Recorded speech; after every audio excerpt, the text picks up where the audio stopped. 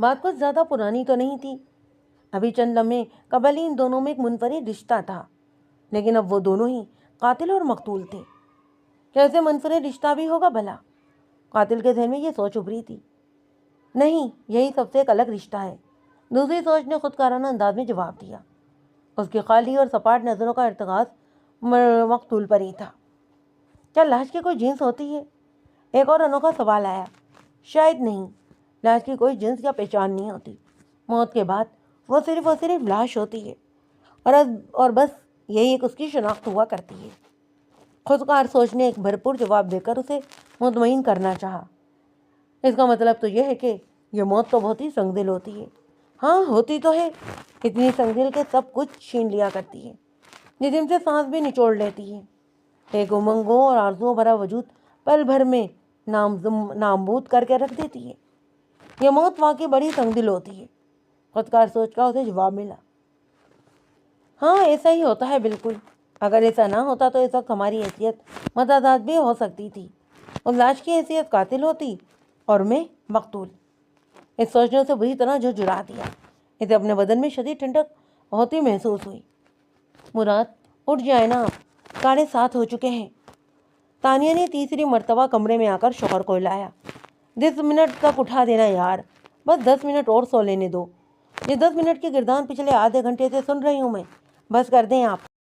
رات کو جلدی سوتے نہیں ہیں، کل بھی کتنی دیر آپ اس ڈرامے کا سیزن دیکھتے رہے تھے۔ تانیہ نے چادر ایک بار پھر کھینچی۔ 42 سالہ تانیہ قدر مناسب قامت، سرخ و سفید رنگت کی حامل اور سربی مائل تھی۔ اس کے باوجود اس کی چاکر چوبندی میں کوئی رتی بھر کمی نہیں تھی۔ کیا یار، بس موبائل کے پیچھے ہی پڑی رہا کرو ہر وقت، مندر کیا جانے ادرک کا سواد۔ ساس بہو عشق و عاشقی والے روتے دھوتے ڈراموں سے دیکھنے والوں کو کیا علم ہو کہ یہ سیزن کس لیول کی چیز ہے۔ نشہ ہے، پورا نشہ۔ ہاں نشی صاحب، میں جانتی ہوں اسے، اسی لیے تو جناب کی آنکھ ہی نہیں کھلتی اگلے دن۔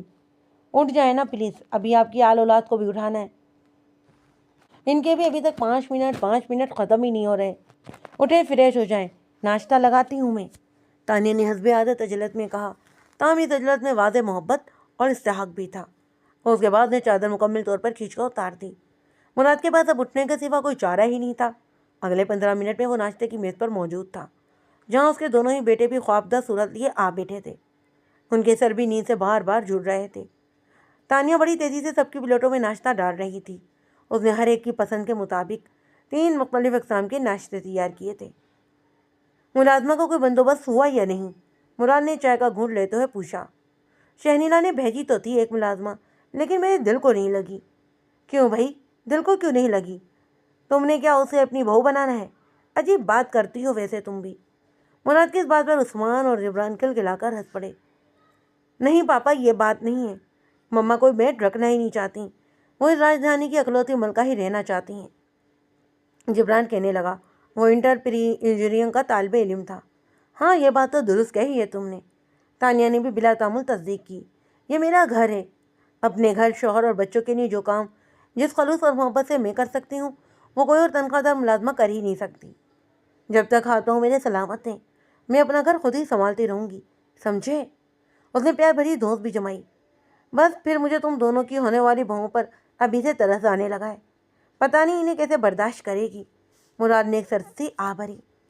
اس بار بھی دونوں ہی بیٹوں کی کھلکھلاہٹ دیکھنے والی تھی۔ وہ کوئی ملازمہ نہیں ہوگی، یہ اس کا بھی گھر ہوگا، اور انہیں اس گھر پر پورا حق حاصل ہوگا، تانیہ نے اطمینان سے کہا اور ایک توقف سے بات بولی۔ پہلے تو نیند ختم نہیں ہو رہی تھی دونوں کی، اور اب دیکھو کیسے بتیسیاں نکل رہی ہیں۔ تانیہ کی اس چوٹ پر وہ دونوں ہی جھپ کر رہ گئے۔ خیر، یونیفارم پریس کر رکھا ہے، اب لیٹ ہوئے تو میرا کوئی قصور نہیں، سمجھے؟ تانیہ نے تیزی سے برتن اٹھانے شروع کیے۔ جبران اور عثمان بھی سنجیدگی سے اٹھے، اور اگلے ہی 15 منٹ میں وہ لوگ تیار ہو گئے۔ وہ دونوں ایک ساتھ ہی کالی جوایا کرتے تھے۔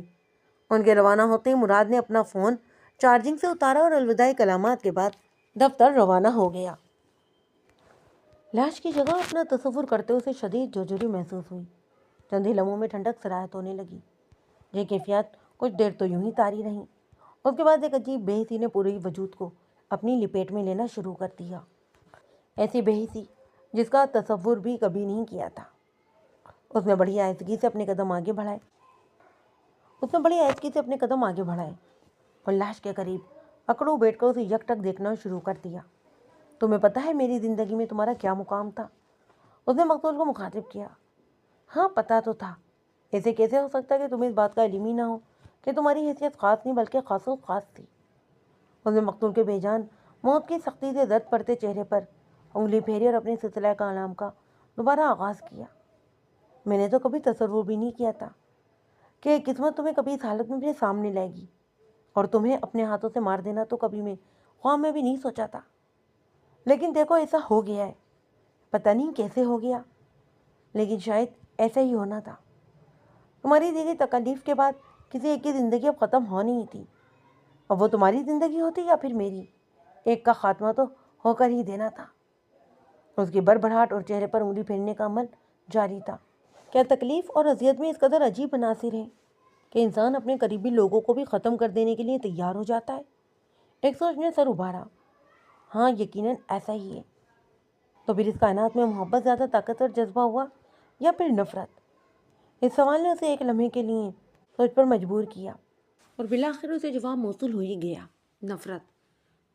नफ़रत इस कदर ताकतवर जज्बा है कि ज़िंदगी जैसी कीमती मता भी छीन लेने पर मजबूर कर देता है। मुझे तुमसे नफ़रत नहीं थी, उसने मकतूल से कहा। मुझे तुमसे नफ़रत हो ही नहीं सकती। मुझे तो तुमसे बेहद मोहब्बत थी। हमारे दरमियान नफ़रत का तो वजूद ही नामुमकिन था, लेकिन तुमने मुझे नफ़रत की उस वादी में धकेल दिया, इस अंधी वादी में जहाँ तुम्हें ज़िंदगी से महरूमी और मुझे कातिल का रुतबा मिल गया। बात करते हुए उसका तनफ़ुस गैर मुतवाज़न होने लगा। दिल गम और तासुब से इस कदर लबरेज था कि ऐसा लगता कि भी फट जाएगा। क्यों मजबूर कर दिया तुमने मुझे खुद से नफ़रत करने पर? आखिर क्यों? उसने मकतूल का चेहरा बुरी तरह झंझोड़ दिया। लेकिन जवाब मिलता भी तो कैसे? इसे गोया समीत जिंदगी की हर रमक से महरूम तो उसी ने किया था। आलम नफ़रत में ही सही, लेकिन उसने मकतूल की शनाख्त दी थी ये। काश तुमने मरने से पहले मुझे इस बात का तसल्ली बख्श जवाब दे दिया होता, एक बार ही कोई जवाब दे दिया होता। काश तुमने मेरी ये मुश्किल आसान कर दी होती। उसने भरपूर नफ़रत से उंगलियों की मदद से चेहरा दूसरी जानिब झटक दिया। बर्तन धोने और बोर्चे खाना समेटने में उसे सिर्फ आधा घंटा लगा। अब तानिया को मामूल के मुताबिक घर की सफाई करना थी। इस अमल में भी ज़्यादा से ज़्यादा पौन घंटा ही सर्फ होता। 10 बजे तक वो मुकम्मल फराखत पा चुकी थी। अब उसे कुछ देर आराम करना था। अली सुबह उठने और सबको ताखिर से सोने के लिए 2-3 घंटों की नींद बेहद ज़रूरी होती है, ताकि बाकी मामूलात के लिए वो ताज़ा दम हो सके। कमरे की रोशनी गुल करके बिस्तर पर लेटने के बाद 5 मिनट में उसे नींद अपनी आगोश में ले चुकी थी। दोबारा बेदारी के लिए उसे किसी भी किस्म की अलार्म लगाने की ज़रूरत ही नहीं थी। उसका दिमाग खुदकार अंदाज में 3 घंटे बाद ही अब खुद उसे बेदार कर डालता। नींद हस्बे मामूल बहुत पुरसकून और गहरी थी। वो दोबारा उठने तक भरपूर ताज़ा और दम हो चुकी थी। अब उसे मज़ीद कुछ भी करने से पहले एक बेहद ज़रूरी काम निपटाना था। मुराद अपने दफ्तर में पेशा वराना अमूर निपटाने में मसरूफ़ था। वो अपने सामने बैठे 2 अफराद को हद्दुल इम्कान बेहतरीन अंदाज में उनकी मतलूबा मालूमात फराहम कर रहा था। मुराद की उम्र तकरीबन 48 साल थी। उसकी कामत तवील और रंगत गंदुमी थी। सर तकरीबन नीम शफाफ था। किसी ज़माने में घने संवरे रहने वाले बाल अब महज सर की अगबी सिमत में ही दिखाई देते। मुसलसल बैठे रहने के और काम करने के बायस उसकी तोंद का रुकबा भी कदरा फैल चुका था।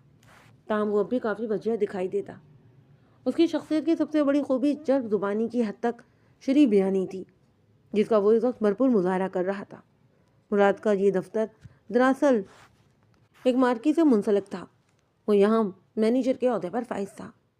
उसके ज़िम्मे मालूमात के लिए आने वाले अफराद को इसी तरह घेरना था कि वो अपनी तकरीब की बुकिंग करवाए बगैर वहाँ से कदम ही बाहर ना निकाल सकें।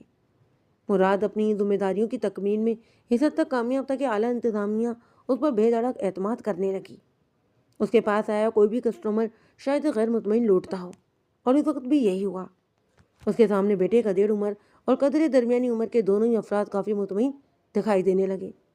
तो सर आप बिल्कुल, मुराद ने बीत नहीं कहा था कि उसके मोबाइल पर घंटी बजने लगी। उसने बेनियाजी से फ़ोन पर निगाह डाली। दूसरी जानिब तानिया थी। मुराद ने कोने में मौजूद बटन दबाकर फ़ोन की घंटी बंद की और दोबारा इन बंदों की जानिब मुतवज्जा हुआ, और बिलाखिर वो इन्हें राम करने में कामयाब हो ही गया था। वो दोनों ही अफराद मेहंदी और बारात की बुकिंग करवाने के लिए तैयार हो गए। مراد نے ان سے بقیہ معاملات طے کیے اور بھرپور خوش اخلاقی سے رخصت کر کے آسودہ انداز میں وہ اپنی نصف پر آ بیٹھا۔ وصول شدہ رقم کا اندراج کرنے کے بعد وہ فون کی طرف متوجہ ہوا، جہاں تانیہ کی 5 مس کال کا حصہ ظاہر ہو رہا تھا۔ اس کے فون ہاتھ میں پکڑتے ہی تانیہ کا نمبر دوبارہ جگمگانے لگا۔ سبز بٹن دبا کر فون کان سے لگاتے ہی اسے تانیہ کی نرم اور گرم شو جواب سنائی دی۔ مجھے پتا ہے آپ کسٹمر کے ساتھ بزی تھے۔ مجھے یہ بھی پتا ہے کہ کسٹمر ڈیلنگ کے دوران آپ کوئی فون اٹینڈ نہیں کرتے۔ وجہ بھی میں جانتی ہوں کہ اس طرح کسٹمر کو اپنی اہمیت کا احساس ہوتا ہے، لیکن آپ کو پتا ہے کہ میں ایک بار فون کر کے آپ کے کال بیک کا انتظار نہیں کر سکتی۔ آپ کو یہ بھی پتا ہے کہ انتظار کرنے کے بجائے مجھے بار بار فون کرنا اچھا لگتا ہے، اور وجہ بھی آپ جانتے ہیں کہ مجھ میں وٹامن صبر کی خاصی کمی ہے۔ مراد نے گہری سانس لی اور سر ہلاتے ہوئے کہنے لگا، اگر تمہارے والدین حیات ہوتے تو میں ان سے ایک بات ضرور پوچھتا کہ تم کس تیز گام میں پیدا ہوئی تھیں، کبھی بریک بھی لگا لیا کرو۔ اس نے بے نیازی سے کہا، بریک نہیں لگ سکتے۔ ڈیل ہو گئی ہے یا نہیں؟ ہاں ہو گئی ہے، کافی مشکل لیکن تگڑی پارٹی تھی، مگر گہری لیا، مراد نے تفخر سے بتایا۔ پروردگار رزق میں برکت اور فراقی عطا فرمائے اور نظر بد سے محفوظ رکھے، اس نے حسب سابق اپنے مخصوص دعائی انداز میں کہا۔ آمین، مراد نے جواب دیا، اور ایک توقف کے بعد گویا ہوا، فون خیریت سے کیا تھا؟ ہاں جی، وہ مجھے پوچھنا یہ تھا کہ کیسے ہیں آپ؟ وہ لگاوٹ سے بولی۔ جیسا صبح بھیجا تھا ویسا ہی ہوں، مراد نے اپنے مخصوص روکھے اور جھنجھلاٹ انداز میں کہا۔ تانی کی جانب سے یہ کال اور یہ سوال جواب روزمرہ کا ہی معمول تھے۔ وہ نہایت باقاعدگی سے اسے فون کر کے حال دریافت کیا کرتی۔ جوابی طور پر اس کے ان سوالات پر الٹے سیدھے وہ جواب جڑ دیتا۔ مراد کا یہ معمول تھا۔ تانیہ اکثر زجبی ہو جایا کرتی۔ تانیہ بلا شبہ ایک فرما بردار، خدمت گزار اور مخلص شریک حیات تھی۔ مراد کہتی اپنی انہی خوبیوں سے قطع نظر اس میں صرف ایک ہی عیب تھا، وہ بے حد باتونی تھی۔ اسے اپنی سنانا اور اپنی ہی سناتے رہنا بے حد پسند تھا۔ آج کھانا بھی نہیں پکانا تھا کیونکہ مارکی کے دوپہر کے فنکشن سے کھانا گھر آ جاتا۔ مراد کا فون بند ہونے کے بعد تانیہ حسب عادت سوچ میں پڑ گئی۔ کھانا پکانے کا ناغہ اسے بوریت میں مبتلا کرنے لگا۔ مراد کا مارکی سے کھانا لانا کوئی نئی بات نہیں تھی۔ بسا اوقات شادی میں مہمانوں کی تعداد کم ہونے کے باعث کھانا بچ جاتا تو انتظامیہ اپنے چند بہترین عہدیداروں میں انہیں بانٹ دیتی۔ یہ کھانا لذت اور معیار دونوں میں ہی بے مثال ہوتا۔ اسی لمحے تانیہ کے دن میں خیال آیا کہ جبران کا پیریڈ فری ہوگا، اسے بھی کال کر لوں۔ اس نے خود کلامی کی اور بیٹے کا نمبر ملا لیا۔ دوسری جانب گھنٹی بجتی رہی، لیکن تانیہ نے بھی مستقل مزاجی سے اپنا شغل جاری رکھا۔ ساتویں کوشش میں جبران نے فون اٹھا ہی لیا۔ جی ماما جی، فری پیریڈ ہے اور کھانا کھا لیا ہے میں نے، اوکے۔ اسے ماں کے متوقع سوالات کا پہلے سے ہی اندازہ تھا، اس لیے ایک ہی سانس میں کہتا چلا گیا، کچھ الٹا سیدھا مت کھا لینا، پھر رات کو کہو گے کہ بھوک نہیں۔ آج کھانا تمہارے پپا بھیجیں گے مارکی سے۔ اس نے یاد دہانی کروائی۔ جی ٹھیک ہے، اوکے بائے، جبران نے شور کے درمیان کہا اور فون بند کر کے دریدہ نظروں سے دائیں بائیں دیکھنے لگا۔ وہ اس وقت کالج کے گراؤنڈ میں اپنے ہم جماعت دوستوں کے ساتھ موجود تھا۔ ان دوستوں میں مرد و زن کی کوئی تخصیص نہ تھی۔ کالج کے قدر آزادانہ ماحول کے باعث وہ کینٹین اور گراؤنڈ میں بلا روکو ٹوک فری پیریڈ گزار لیا کرتے تھے۔ فون جیب میں منتقل کرنے کے بعد وہ دوبارہ اپنے دوستوں کے پاس چلے آیا، جو شرارت سے اسے ہی دیکھ رہے تھے۔ یار مجھے تیری ایک بات سمجھ نہیں آتی، جب فون اٹھانا ہی ہوتا ہے تو پہلے اتنے ڈرامے کیوں کرتے ہو؟ ریان نے چٹکی بھری۔ آج کیا پوچھ رہی تھی ویسے آنٹی جی؟ جویریہ نے بھی شرارتاً پوچھا۔ ضرور لنچ میں اس کے لیے شورمے یا برگر کے اجزاء ترکیبی پوچھ رہی ہوں گی، نعمان نے بھی کہا۔ ویسے یار مجھے تیری قسمت پر رشک بھی آتا ہے، اتنی لونگ اور کیئرنگ ہے آنٹی، ہر پل انہیں تیری فکر رہتی ہے، ورنہ ہمارے سرکل میں تو ممتا بھی بہت ہی کیلکولیٹ ہو کر چلتی ہیں۔ نعمان کی اس بات پر سبھی خاموش ہو گئے، کیونکہ بعد میں بہرحال دم بھی ضرور تھا۔ ان سب کی سوچوں سے قطع نظر جبران سوچ رہا تھا، اف مما آپ کو کیسے سمجھاؤں، اب میں بچہ نہیں رہا۔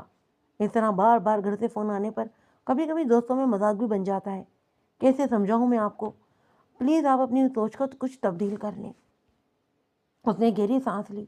پیریڈ ختم ہونے میں بھی صرف 5 منٹ ہی باقی بچے تھے۔ موبائل فون تھوڑی دیر سے کان سے لگائے تانیہ شدید افسردگی محسوس کر رہی تھی۔ رات کے بعد جبران کا جلد برا انداز اس کے وجود میں خلش پیدا کر گیا۔ عثمان نے تو اس کا فون اٹھایا ہی نہیں تھا، اور یہ کوئی نئی بات بھی نہیں تھی۔ اپنے شب و روز اور اہل خانہ کی محبت و خلوص کے سنگ گزارتے ایسے خلیج بھرے لمحات کہیں نہ کہیں نقب لگا ہی دیا کرتے۔ کبھی مراد اس کی باتوں کا ریکارڈ لگانے لگتا تو کبھی بچوں سے ناسمجھ گردانتے۔ اس کی فکر اور محبت کی روح اور جذبات کو کوئی بھی نہیں سمجھتا تھا یا شاید سمجھنا ہی چاہتا تھا۔ تانیہ کے قلبِ روح پر اب افسردگی سی چھا گئی۔ یہ کیفیات بھی بہرحال عارضی ہوتی۔ کچھ دیر بعد شوہر اور اولاد کی محبت ایک بار پھر اسے تازہ دم کر کے سابقہ معمولات میں لوٹا دیتی۔ اب وہ شام سے اب تک فارغ تھی۔ اس فراغت کو صرف کرنے کے لیے اس کے پاس اب بس ایک ہی راہ بچی تھی۔ قاتل کی سپاٹ نگاہیں ایک بار پھر مقتول پر مرکوز تھیں۔ اس کا زیان اور طلب ہر لمحے گزرتے لمحے کے ساتھ بڑھتے ہی چلے جا رہے تھے۔ اپنی ان کیفیات کوشش کے باوجود خود پر قابو نہیں پایا جا رہا تھا۔ تو تم نے طے کر لیا ہے کہ میرے سوال کا جواب نہیں دینا؟ اس نے ذہنی انداز میں مقتول کو مخاطب کیا۔ مجھے ہر حال میں اپنے سوال کا جواب چاہیے۔ تمہیں مجھے کوئی تسلی بخش جواب دینا ہی ہوگا، اس نے چلا کر کہا۔ سنائی نہیں دے رہا کیا تمہیں؟ جواب دو مجھے، کیوں کیا تم نے ایسا؟ کہاں کمی رہ گئی تھی میری محبت میں؟ اس کی آواز بلند تر ہوئی۔ کچھ دیر ہوئی چلاتے رہنے کے بعد اس کا تنفس غیر متوازن ہونے لگا اور وہ ہانپنے لگی۔ مجھے جواب چاہیے، سنا تم نے؟ اس کی یہ گردان کتنی دیر یوں ہی جاری رہی، پھر خشک ہوتا لگ کی خراشوں تلے دب کر رہ گئی۔ اب آواز کی جگہ صرف خرخراہٹ محسوس ہو رہی تھی، سیٹی نما خرخراہٹ۔ اعصاب پر ایک شدید بوجھل پن اور تھکاوٹ طاری ہو گیا تھا۔ اب صرف آنکھیں موند کر دنیا و مافیا سے بے خبر ہو جانے کو دل چاہ رہا تھا۔ تانیہ اپنے کمرے میں بیٹھی موبائل فون کے ساتھ مصروف تھی۔ اس دوران عثمان اور جبران کالج سے واپس آ کر اپنے کمرے میں سو چکے تھے۔ 2 گھنٹے کی نیند کے بعد تازہ دم ہو کر وہ دیگر سرگرمیوں کا آغاز کرتے۔ ان کے بیدار ہونے تک تانیہ کو بالکل ہی فراغت تھی۔ اس نے موبائل فون پر اپنے پسندیدہ مشغلے دیکھنے کا آغاز کر دیا۔ وہ فیس بک اور انسٹاگرام پر مختلف گروپ اور پیجز کا حصہ تھی۔ ان گروپس کی سیاست کرتے، کوئی نہ کوئی متعلقہ مواد پوسٹ کرتے۔ اپنی کسی پوسٹ پر کمنٹس پڑھ کر جواب دیتے وقت گزرنے کا اسے احساس ہی نہیں ہوتا تھا۔ سوشل میڈیا سے شناسی صرف 1 ماہ ہی پرانی تھی۔ اس نے محض مشغلے کے طور پر وقت گزاری کے لیے اپنے اکاؤنٹ بنائے تھے۔ آغاز میں اس نے فنون لطیفہ سے پیش اور گروپس میں شمولیت اختیار کی تھی۔ اسے اپنے کالج کے زمانے سے ہی بزم ادب میں حصہ لینے کا بہت شوق تھا اور وہ ان سرگرمیوں کا فعال کا حصہ بھی ہوا کرتی تھی۔ شادی سے قبل وہ کتب کی بھی خاصی دلدارہ تھی۔ شادی کے بعد بچوں کی ذمہ داریوں میں الجھ کر یہ شوق مانا ضرور ہوا تھا، لیکن ختم بہرحال نہیں ہوا تھا۔ سوشل میڈیا کی دنیا میں آمد کے بعد گویا یہ ایک نئے سرے سے عود آیا۔ اس نے اپنے شہری ذوق کے مطابق منتخب شعراء کا کلام پوسٹ کرنا شروع کر دیا۔ عوامی رد عمل اس کی توقع کے برس خاصا حوصلہ افزا تھا۔ مرد اور خواتین اس کا یہ انتخاب برملا سراہتے۔ یہ دیکھ کر تانیہ کے اعتماد میں خاصا اضافہ ہوا۔ وہ کسی دوسرے رکن کے پوسٹ شدہ شعر کے کمنٹ میں جوابی شعر لکھ دیا کرتی۔ کبھی واہ، کبھی یقین ہی نہیں آتا ایسی برگز کی ایسی واہ بھائی واہ، بہت ہی خوب، لاجواب۔ ایسے تعریفی کمنٹس اس کی وقت گزاری کا اچھا ذریعہ ثابت ہوتے۔ اسے اندازہ ہی نہیں ہوا تھا کہ اس کی ایسی مصروفیات فنون لطیفہ کے ساتھ ایک اور نئے مشغلے کی جانب بھی مائل ہو جائے گی۔ سیٹی نما کرکراہٹ دھیرے دھیرے مدھم ہونے لگی۔ اعصاب کا بوجھ چل پن شدید تر ہو گیا۔ اگلا آدھا گھنٹہ اسی طرح بیت گیا۔ اس مقام پر مقتول کی موجودگی بھی گویا فراموش ہو گئی تھی۔ آنکھیں موندے محسوس ہونے والی تاریخی بے حد سرد اور خطرناک تھی۔ کچھ دیر بعد اس کی آنکھیں خودکار انداز میں کھل گئیں۔ اسی طرح بیٹھے رہنے سے اب کیا ہوگا؟ اب تو جو ہونا تھا ہو گیا ہے۔ اس نے خود سے کلامی کی۔ اس سارے معاملے کو کسی طرح فکس بھی تو کرنا ہے۔ اس نے اپنا دکھتا بدن سیدھا کیا اور مقتول کا چہرہ اپنے سامنے کر کے پیوٹے بند کر دیے۔ اب وہ آنکھیں ہمیشہ کے لیے بند ہو چکی تھیں۔ اس کے وجود پر ایک پرمردگی سی طاری ہو گئی۔ تانیہ کی وقت گزاری بہت ہی ہموار انداز میں رواں و دواں تھی۔ ایک روز اسے رتابہ احمد کی طرف سے پیغام موصول ہوا۔ رتابہ بھی فنون لطیفہ کے اس گروپ کا فعال حصہ تھی۔ السلام علیکم تانیہ صاحبہ، کیسی ہیں آپ؟ تانیہ خوش اخلاقی سے اس کے ان رسمی پیغامات کا جواب دیتی رہی۔ ابتدائی سلام دعا کے بعد رتابہ کہنے لگی، میں جانتی ہوں آپ یقیناً میری طرح اس آمد پر کنفیوز ہوں گی، اسی لیے وقت ضائع کے بغیر اصل مدعے کی طرف آتے ہیں۔ میں نے فیس بک پر نیا گروپ بنایا ہے، کوکنگ کا۔ یہ گروپ بنانے کا مقصد تانیہ اپنی عادت سے مجبور ہو کر سوال کے بنا رہ ہی نہ سکی۔ مقصد آپ سوشل ورک سمجھ لیں یا پھر ٹائم پاس؟ میں بہرحال اس پلیٹ فارم سے مختلف ریسیپیز اور کچن ٹپس پوسٹ کرنا چاہتی ہوں۔ اس نے رسان سے پیغام بھیجا۔ ٹھیک ہے، لیکن مجھے یہ سب بتانے کا کیا مقصد ہے؟ مقصد تو بہت ہی واضح ہے۔ میں نے بزم ادب گروپ میں آپ کی سرگرمیاں، ذوق اور قابلیت دیکھی ہے۔ سچ کہوں تو کافی امپریس بھی ہوئی ہوں۔ میں چاہتی ہوں کہ آپ اس گروپ کا حصہ بن جائیں۔ میں اس گروپ کا حصہ بن کر کروں گی کیا؟ اس نے بلا ارادے ہی پوچھ لیا۔ اپنے تجربے کی بنا پر ریسیپیز اور ٹپس پوسٹ کرنا، بس، اور تو کچھ بھی نہیں کرنا ہوگا۔ رتابہ نے مسکراہٹ ارسال کی۔ رتابہ کی عمر تقریباً 60 سال تھی۔ سوشل میڈیا پر اس کی آمد کا مقصد محض وقت گزاری کے سوا کچھ بھی نہ تھا۔ تانیہ بلا تعمیر رضامند ہو گئی۔ اگلے چند لمحوں میں وہ کوکنگ کلاسز کے 568 اراکین کا حصہ بن چکی تھی۔ مراد اس وقت اپنے دفتر میں موجود تھا۔ اس نے چند لمحے پہلے تانیہ سے بات کر کے دانستہ طور پر عجلت میں فون بند کر دیا تھا۔ تانیہ کا یوں فون کر کے حال احوال دریافت کرنا کوئی نئی بات تو نہیں تھی۔ وہ آغاز ہی سے اس طرح فکر اور تشویش کو جتایا کرتی۔ بات سے بات نکالتے رہنا بھی اس کی دیرینہ عادت تھی۔ لیکن اب کچھ عرصے سے مراد اس کے اس رویے پر اکتاہٹ کا شکار ہونے لگا تھا۔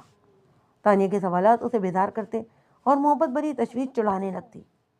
اس وقت بھی اس نے تانیہ کو کھانے کے بارے میں بتایا اور عجلت میں فون بند کر دیا۔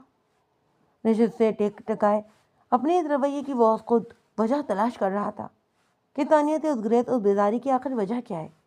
ان کے رشتے میں چتلکی کہاں سے در آنے لگی ہے؟ کچھ ہی لمحے گزرے تھے کہ وجہ خود بخود اس کے سامنے چلی آئی۔ اس کے دفتر کے دروازے پر دستک ہوئی اور مہجبین اندر چلی آئی۔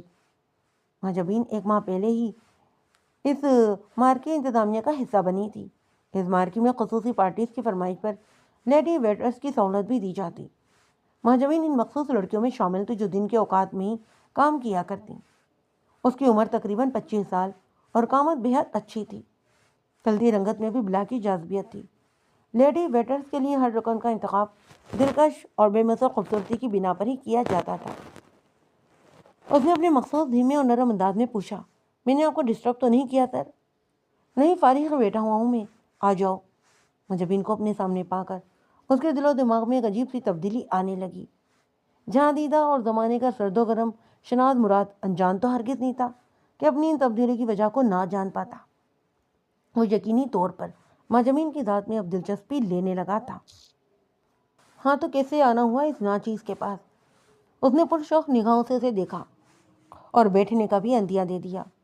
مجھے آپ سے ضروری بات کرنی تھی سر۔ مہجبین نے اس کے اشارے پر سامنے کرسی پر بیٹھتے ہوئے گفتگو کا آغاز کیا۔ ذہ نصیب، جی فرمائیے۔ مراد نے اس کی آنکھوں میں جھانکا۔ مہجبین لمحے بھر کے لیے کنفیوز ہو گئی۔ وہ مراد کی نظروں کے اشارے اور گفتگو کی معنی خیزی اچھی طرح سمجھ رہی تھی، لیکن فی الوقت اسے نظر انداز کرنا اور انجانی بنے رہنے میں عافیت تھی۔ مہجبین کا تعلق نچلے طبقے کے ایک گھرانے سے تھا۔ اس نے شوہر کے ساتھ معاشی تعاون کے لیے یہ ملازمت جاری رکھی ہوئی تھی۔ زیادہ تعلیم یافتہ بھی نہیں تھی، اس لیے کسی اچھے دفتر یا عام خواتین کی طرح اسکول وغیرہ کی ملازمت کا حصول بڑا ہی مشکل تھا۔ اس نے اپنے خیالات اور مراد کے اندازے سے در آنے والی کیفیات کو پسے پش ڈالتے اصل مدعے کی جانب آنے کا فیصلہ کیا۔ وہ سر، میں نے سنا ہے کہ کل رات فنکشن میں پارٹی کی جانب سے سب ویٹرز کو خاصی ٹپ دی گئی ہے۔ ہاں، کافی تگڑی پارٹی تھی، سبھی کو خوش کر کے گئے تھے وہ لوگ، مراد نے بے نیازی سے بتایا۔ مہجبی لمحے بھر کے لیے دوبارہ خاموش ہو گئی۔ جیسے مہجبی کی کم گوئی اور نپی تولی گفتگو میں بے حد اسرار محسوس ہوتا۔ دل چاہتا کہ در پر در اسے دریافت کرتے ہوئے شخصیت کے سبھی رنگ اپنی پوروں میں اتار لے۔ جب سے میں آئی ہوں کسی ایسی پارٹی کا فنکشن ہوا ہی نہیں۔ اس کے انداز میں ایک واضح افسردگی تھی۔ ہاں، اتفاق ہی سمجھ لو۔ میں تو اس کی ایک وجہ یہ بھی ہو سکتی ہے کہ تم دوپہر کی شفٹ میں ہوتی ہو۔ دوپہر کے اکثر فنکشن وہی لوگ کرواتے ہیں جنہیں اور کہیں بکنگ ہی نہ ملے، یا جو ذرا کم خرچ پر فنکشن کروانا چاہتے ہو۔ شاید ایسا ہی ہو، وہ بھی عادت مختصر بولی۔ مراد اس کا مدعا سمجھ گیا تھا، اس لیے خود ہی بات کو آگے بڑھاتے ہوئے کہنے لگا، میں نے تو تمہیں آغاز میں ہی مشورہ دیا تھا کہ رات کی شفٹ میں آ جاؤ، تمہارے کافی بارے نیارے ہو سکتے ہیں۔ دوپہر کی شفٹ میں تو یہی کچھ ہو سکتا ہے۔ میں نہیں آ سکتی سر، میرے شوہر کو پسند نہیں ہے۔ اس نے زیادہ تفصیل بتانے سے گریز کیا۔ تو پھر اب آپ کیا چاہتی ہو؟ مراد نے پوچھا۔ تنخواہ بڑھانے کی بات بھی کی تھی آپ نے؟ مہاجبین نے پوچھا۔ چند روز پہلے اس کے پاس اپنا یہ مطالبہ وہ درج کروا چکی تھی۔ بالکل کی تھی۔ تم کوئی کام کو اور میں نہ کروں، ایسا ہو سکتا ہے کیا؟ اس نے اپنی آنکھیں مخصوص انداز میں نیم باہ کریں۔ پھر کیا جواب ملا؟ مہاجبین نے بے چینی سے پوچھا۔ میں نے جواب کے بارے میں تمہیں پہلے ہی اندازہ بتا دیا تھا۔ انتظامیہ اپنا فائدہ اور نقصان سب سے پہلے دیکھتی ہے۔ اس وقت سیزن آف ہونے والا ہے۔ اس دوران جان بوجھ کر ملازمین کی ڈاؤن سائزنگ بھی کی جائے گی تاکہ ان مہینوں میں انہیں تنخواہ ہی نہ دینی پڑے۔ ایسے میں تمہاری تنخواہ بڑھانے کا مطالبہ کیسے پورا کیا جا سکتا ہے؟ اس نے صاحب گوئی سے اسے جواب دیا۔ مہاجبین ڈاؤن سائزنگ کا سن کر ہال سے گئی۔ مراد اس کی اس کیفیت کو بخوبی بھانپ رہا تھا۔ دیکھو مہاجبین، یہ کاروباری دنیا ہے، یہاں کوئی کسی کا نہیں بنتا۔ انتظامیہ کو سب سے پہلے اپنا فائدہ عزیز ہوتا ہے۔ میں نے اتنے برسوں میں انہیں بہت قریب سے دیکھا ہے۔ 14 سے 15 گھنٹے کی ڈیوٹی کرتا ہوں میں، اور جانتا ہوں کہ دوپہر کی شفٹ والے اس ڈاؤن سائزنگ سے زیادہ متاثر ہوتے ہیں، کیونکہ سیزن آف میں میلاد، عقیقے، سالگرہیں یا پھر اگلے سیزن کے لیے بکنگ تک محدود ہو جاتی ہے۔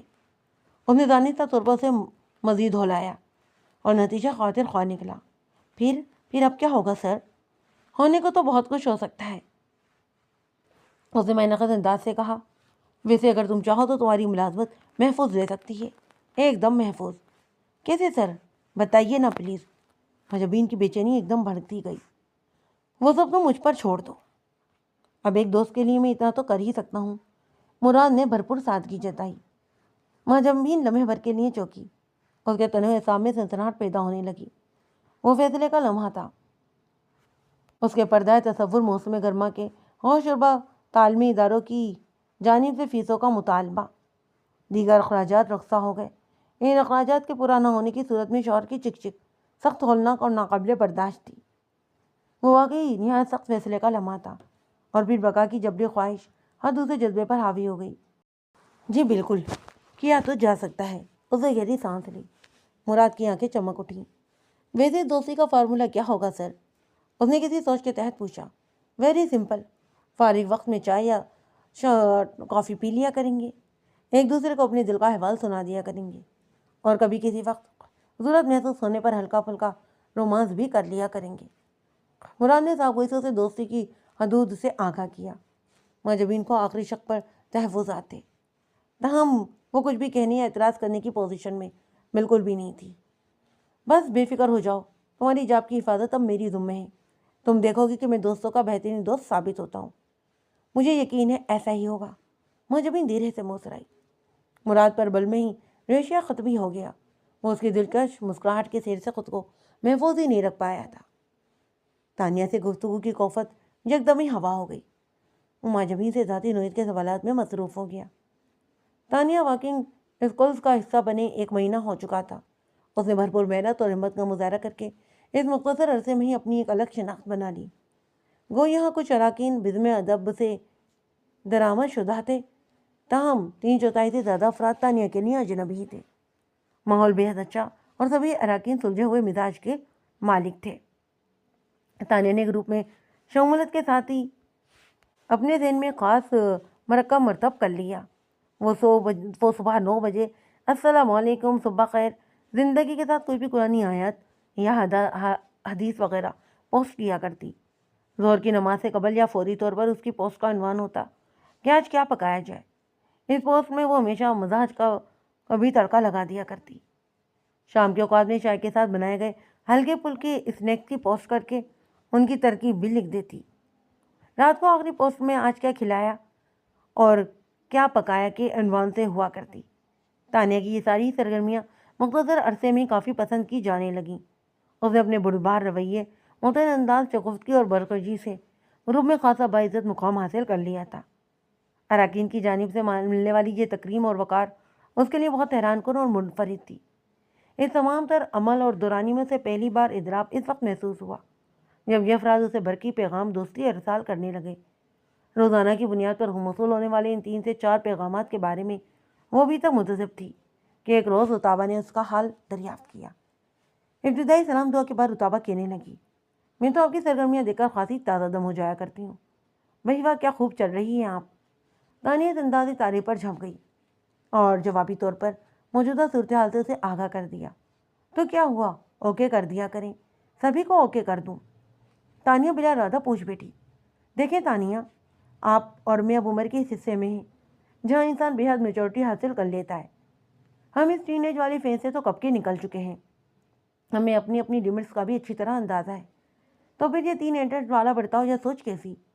اگر ہم کسی کو فرینڈ لسٹ میں شامل کرتے ہیں تو وہ ہمیں موبائل یا لیپ ٹاپ سے باہر آ کر نکل تو نہیں لے گا نا؟ جس کو جو بھی مقام دیں گے وہ وہی رہے گا۔ میں تو آپ کو اپنے ساتھ کوکنگ کا ایڈمن بنانے کا سوچ رہی ہوں۔ اپنا مقصد بھی بتاتی چلوں کہ گروپ میں زیادہ سے زیادہ افراد شامل کیے جائیں۔ اس کے بعد یہ گروپ اس چینل کو کامیاب بنانے کی ایک راہ ہے، اور میں اس چینل میں بھی آپ کو اپنی حصے دار بنانا چاہتی ہوں۔ حاصل شدہ رقم ہم اپنی پرسنٹیج کے حساب سے بانٹ لیا کریں گے۔ رتابہ کی اس پیشکش پر تانیہ یکدم جوش محسوس کرنے لگی۔ ذاتی کمائی کا احساس دل گدگدانے لگا۔ ٹھیک ہے، میں تیار ہوں۔ اس کے بعد دونوں نے ہی ذاتی فون نمبرز کا تبادلہ کیا اور گفتگو کا اختتام کر دیا۔ تانیہ کی آنکھیں حالات اور اپنی ذاتی کمائی کے تصور سے بری طرح جگمگانے لگیں۔ آج کے دن کا آغاز بہت خوشخبری کے ساتھ ہوا تھا۔ اسے علم نہیں تھا کہ اختتام اسے شکستہ کر دے گا۔ رتابہ سے گفتگو کے بعد تانیہ نے بورچو خانے کا رخ کیا۔ آج مراد کی سالگرہ تھی اور وہ اس کے لیے پسندیدہ کھانا تیار کرنا چاہتی تھی۔ ویسے تو اس نے بچوں کے ساتھ مل کر رات 12 بجے مراد کے لیے لایا گیا کیک کٹوا لیا تھا، تاہم اب وہ کھانے کے لیے بھی یادگار بندوبست کرنا چاہتی تھی، جو واقعی بڑا ہی یادگار ثابت ہوا۔ وہ سب رات کو مراد کی واپسی پر ایک ساتھ ہی کھانا کھایا کرتے۔ تانیہ نے جوش و خروش سے کھانا میز پر لگا دیا۔ مراد کپڑے تبدیل کر کے آئے تو بڑی بے نیازی سے کہنے لگا، کھانا تو میں نے وہیں پر کھا لیا تھا۔ یہ کیا بات ہوئی؟ آپ کو پتا بھی ہے کہ ہر سال آپ تینوں کے برتھ ڈے پر کھانا بنا کرتا ہے۔ تانیہ نے احتجاج کیا۔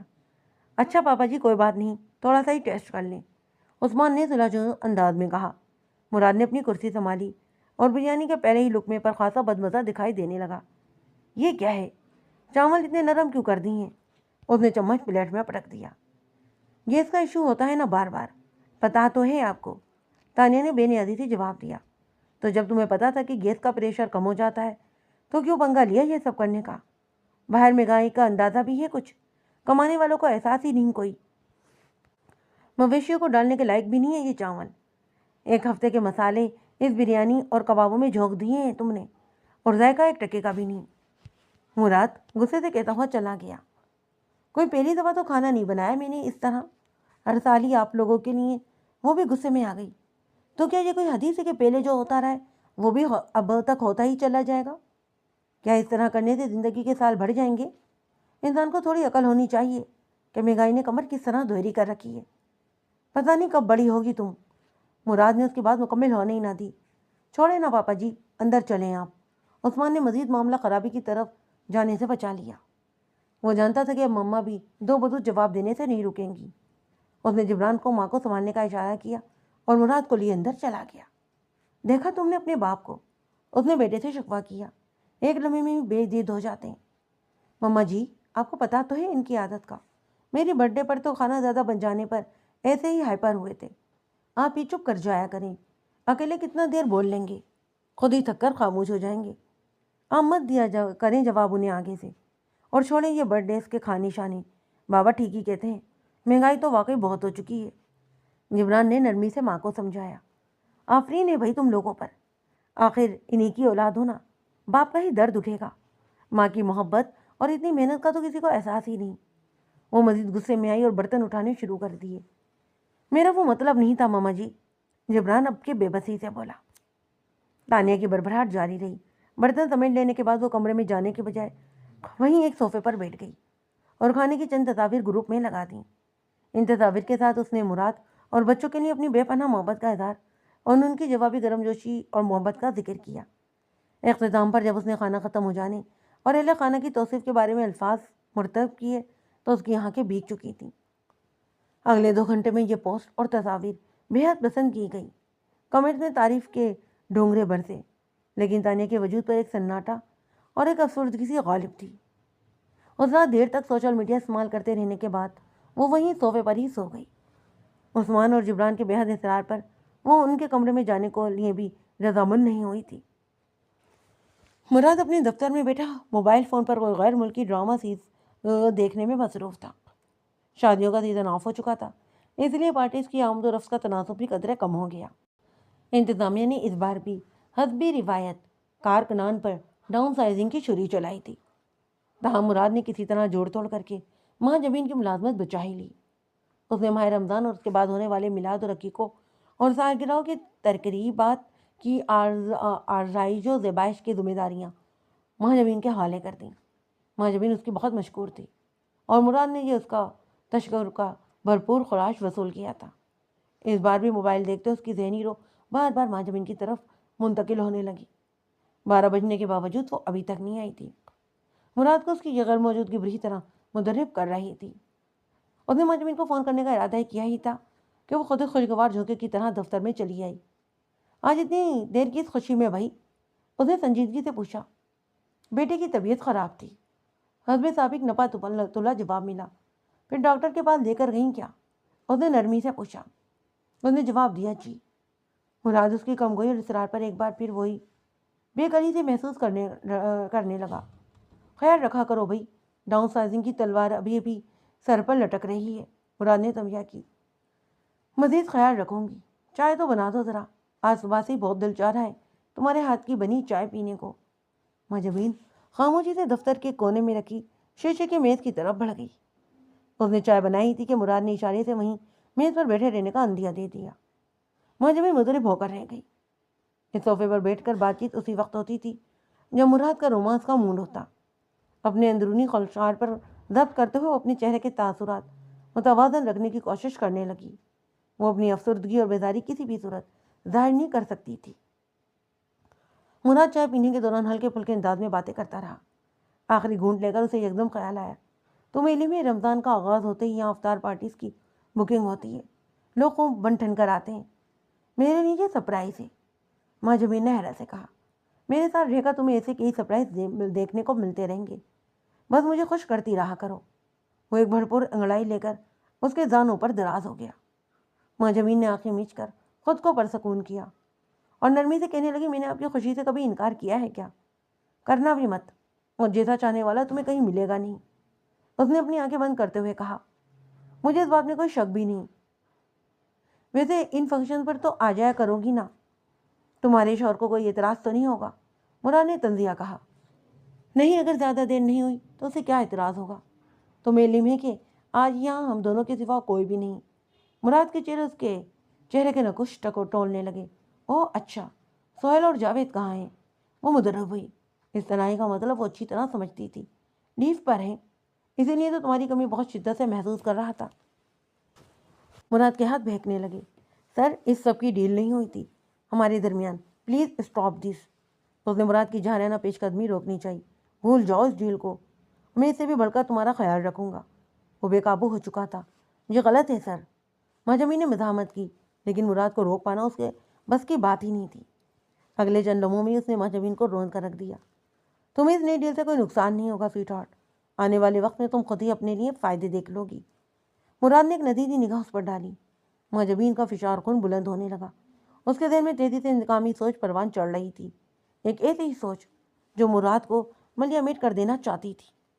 ماں جبین کو تسخیر کرنے کی سرچاری میں مراد کو اندازہ ہی نہ ہوا کہ آج تانیہ نے اسے فون نہیں کیا ہے۔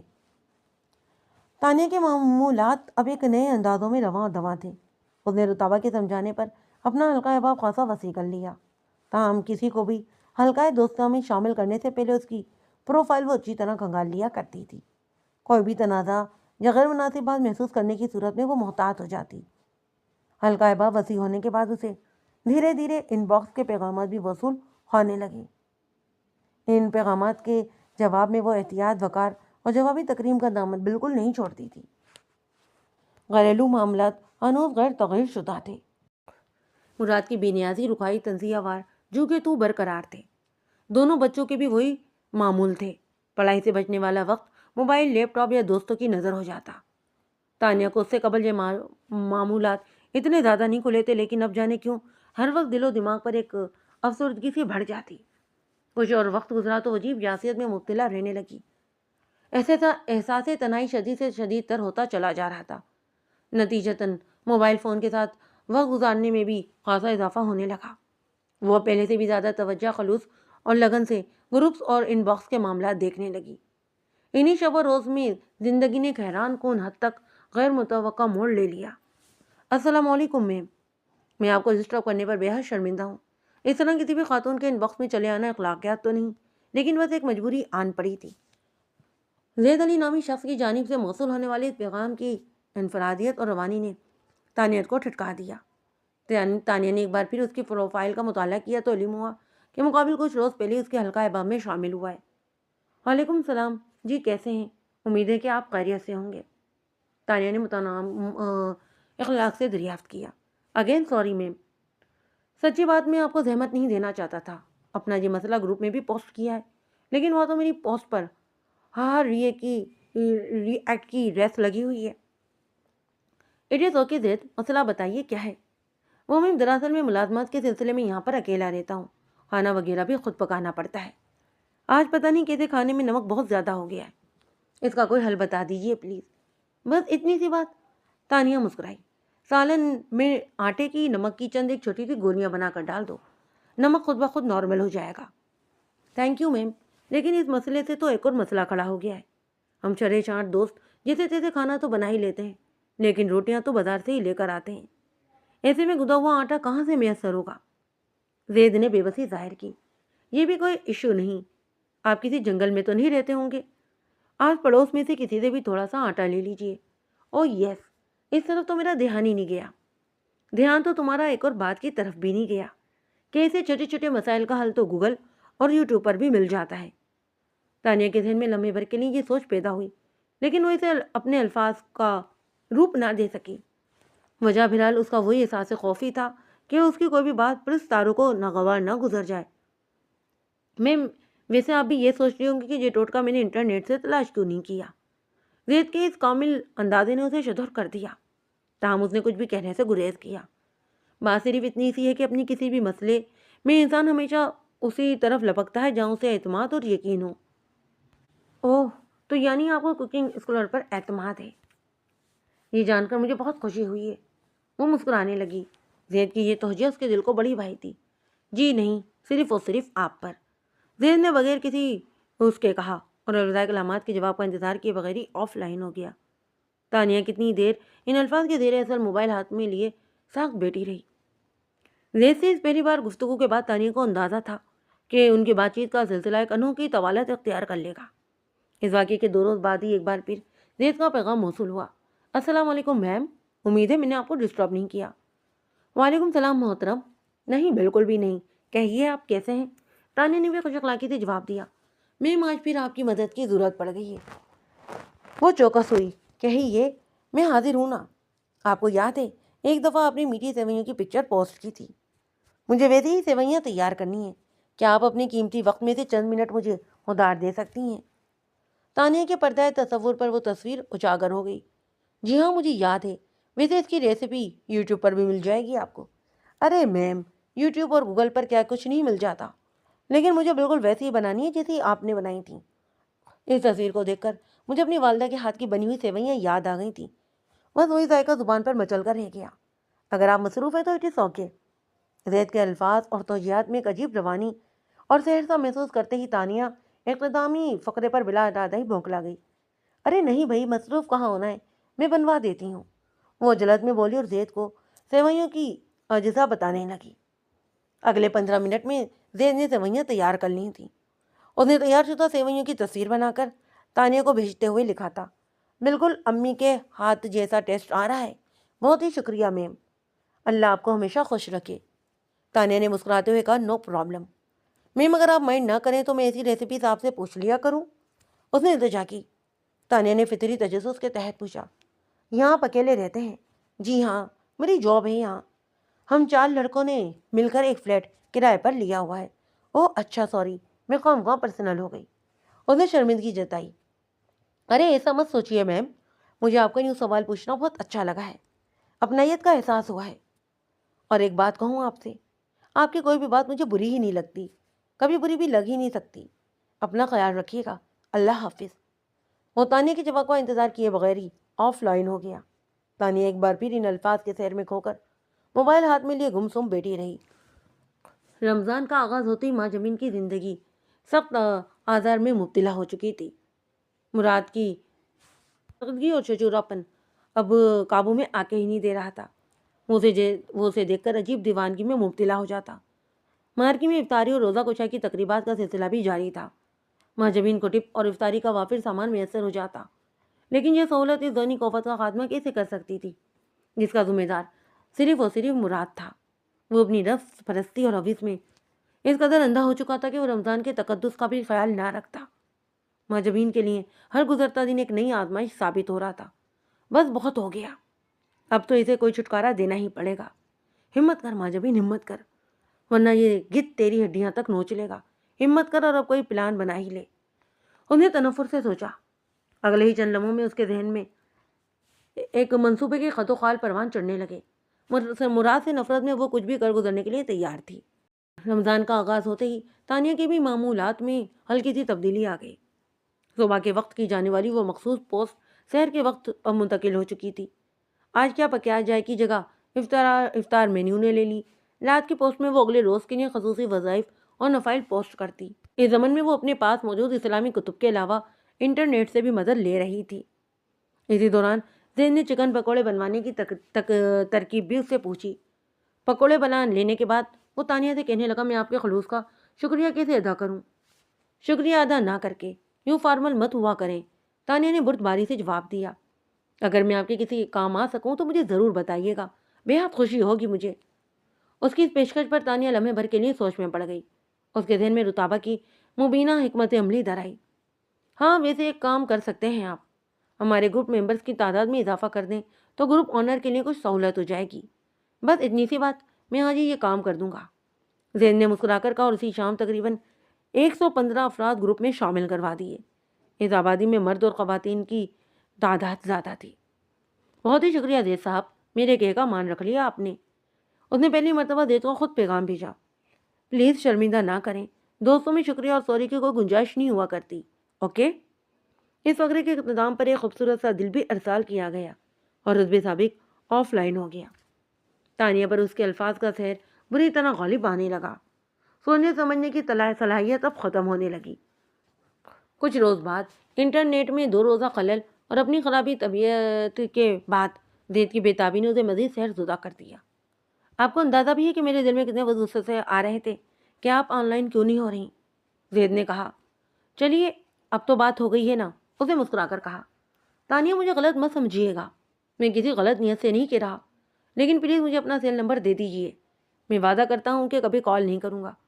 بس دل کو یہ اطمینان رہے گا کہ آپ سے رابطے کا کوئی اور ذریعہ موجود ہے میرے پاس۔ اس نے التجا کی۔ دیکھیے زید صاحب، میں نے آج تک کسی کو اپنا نمبر نہیں دیا۔ آپ یہ نہ بھی بتاتی تو مجھے اس بات کا پہلے ہی یقین تھا، لیکن کسی اور میں اور مجھ میں اتنا فرق تو ہے ہی۔ خیر، اگر پھر بھی آپ مجھ پر ٹرسٹ نہیں کر سکتی تو میں آپ کو پھر کبھی ڈسٹرب نہیں کروں گا، زین نے تہا دل سے شکستہ دل ارسال کرتے ہوئے لکھا۔ تانیہ نے لمحہ بھر کے لیے کچھ سوچا اور اپنا نمبر لکھ کر دے دیا۔ جو زید نے بھی فوراً ہی اپنا نمبر بھیج دیا۔ تانیہ نے اسے واٹس ایپ پر ایڈ کیا اور اگلے ہی لمحے اس کا پیغام موصول ہوا۔ بہت ہی شکریہ اے عزیز دوست، ڈی پی میں آپ کی تصویر دیکھ کر ایسا لگا ہے کہ میرے تصور کو زندگی مل گئی ہے۔ میرے ذہن میں آپ کا ایسا ہی فل اسکیچ تھا، بیوٹیفل، گریسفل اینڈ سافٹ۔ زید کی یہ الفاظ اسے ہواؤں میں اڑانے لگے۔ اس نے مسکراتے ہوئے اتنا ہی لکھا، شکریہ، لیکن اپنے وعدے پر بہرحال قائم رہیے گا۔ زید اس وقت ایک درمیانے درجے کے ریسٹوران میں اپنے دوستوں کے ساتھ موجود تھا۔ اس نے دوستوں کو ایک چھوٹی سی افطار پارٹی میں مدعو کیا تھا۔ اس کے تینوں ہی دوست فرحان، زبیر اور علی کچھ دیر پہلے ہی یہاں پہنچے تھے۔ زید کی فرحان سے دوستی تو کافی پرانی تھی، تاہم علی اور زبیر کچھ عرصہ قبل ہی فرحان کے توسط سے اس کے حلقہ احباب میں شامل ہوئے تھے۔ وہ تینوں ہی ایک اکیڈمی میں ملازمت کرتے تھے۔ ان چاروں میں ہی تعلیم، خاندان کے مزاج کے حوالے سے بظاہر کوئی بھی قدر مشترک نہیں تھی۔ اس کے باوجود حقیقت یہی تھی کہ وہ ایک جیسی روحیں تھیں جنہوں نے بآسانی ایک دوسرے کو پہچان لیا۔ روزہ افطار ہونے میں بھی آدھا گھنٹے سے زائد وقت باقی تھا۔ انہوں نے گپ شپ کے لیے جلدی آنے کا فیصلہ کیا۔ کیا بات ہے، تیرے بھوتے شریف پر یہ 12 کیوں بج رہے ہیں؟ کیا روزہ بہت زیادہ لگ رہا ہے؟ زین نے زبیر کو مخاطب کیا۔ وہ مسلسل خاموش اور کسی سوچ میں گم دکھائی دے رہا تھا۔ ارے تجھے نہیں پتا کیا؟ فرحان نے شرارتی نظروں سے زبیر کو دیکھتے ہوئے زید سے کہا، بیچارے کا بریک اپ ہو گیا ہے۔ لیکن کیسے بھائی؟ وہ حیران ہوا۔ تیرا تو بڑا ہی زبردست سین تھا۔ زبردست سین اس وقت تک تھا جب تک میں اس کی فرمائش پوری کرتا رہا۔ کہاں کسر نہیں چھوڑی تھی میں نے۔ ہر دوسرے تیسرے دن بیلنس لوڈ کروا کے دے دیتا، کبھی کوئی گفٹ تو کبھی کسی چیز کے لیے فرمائش۔ میرے پاس کوئی قارون کا خزانہ تو تھا نہیں جو میں یہی کام کرتا رہتا۔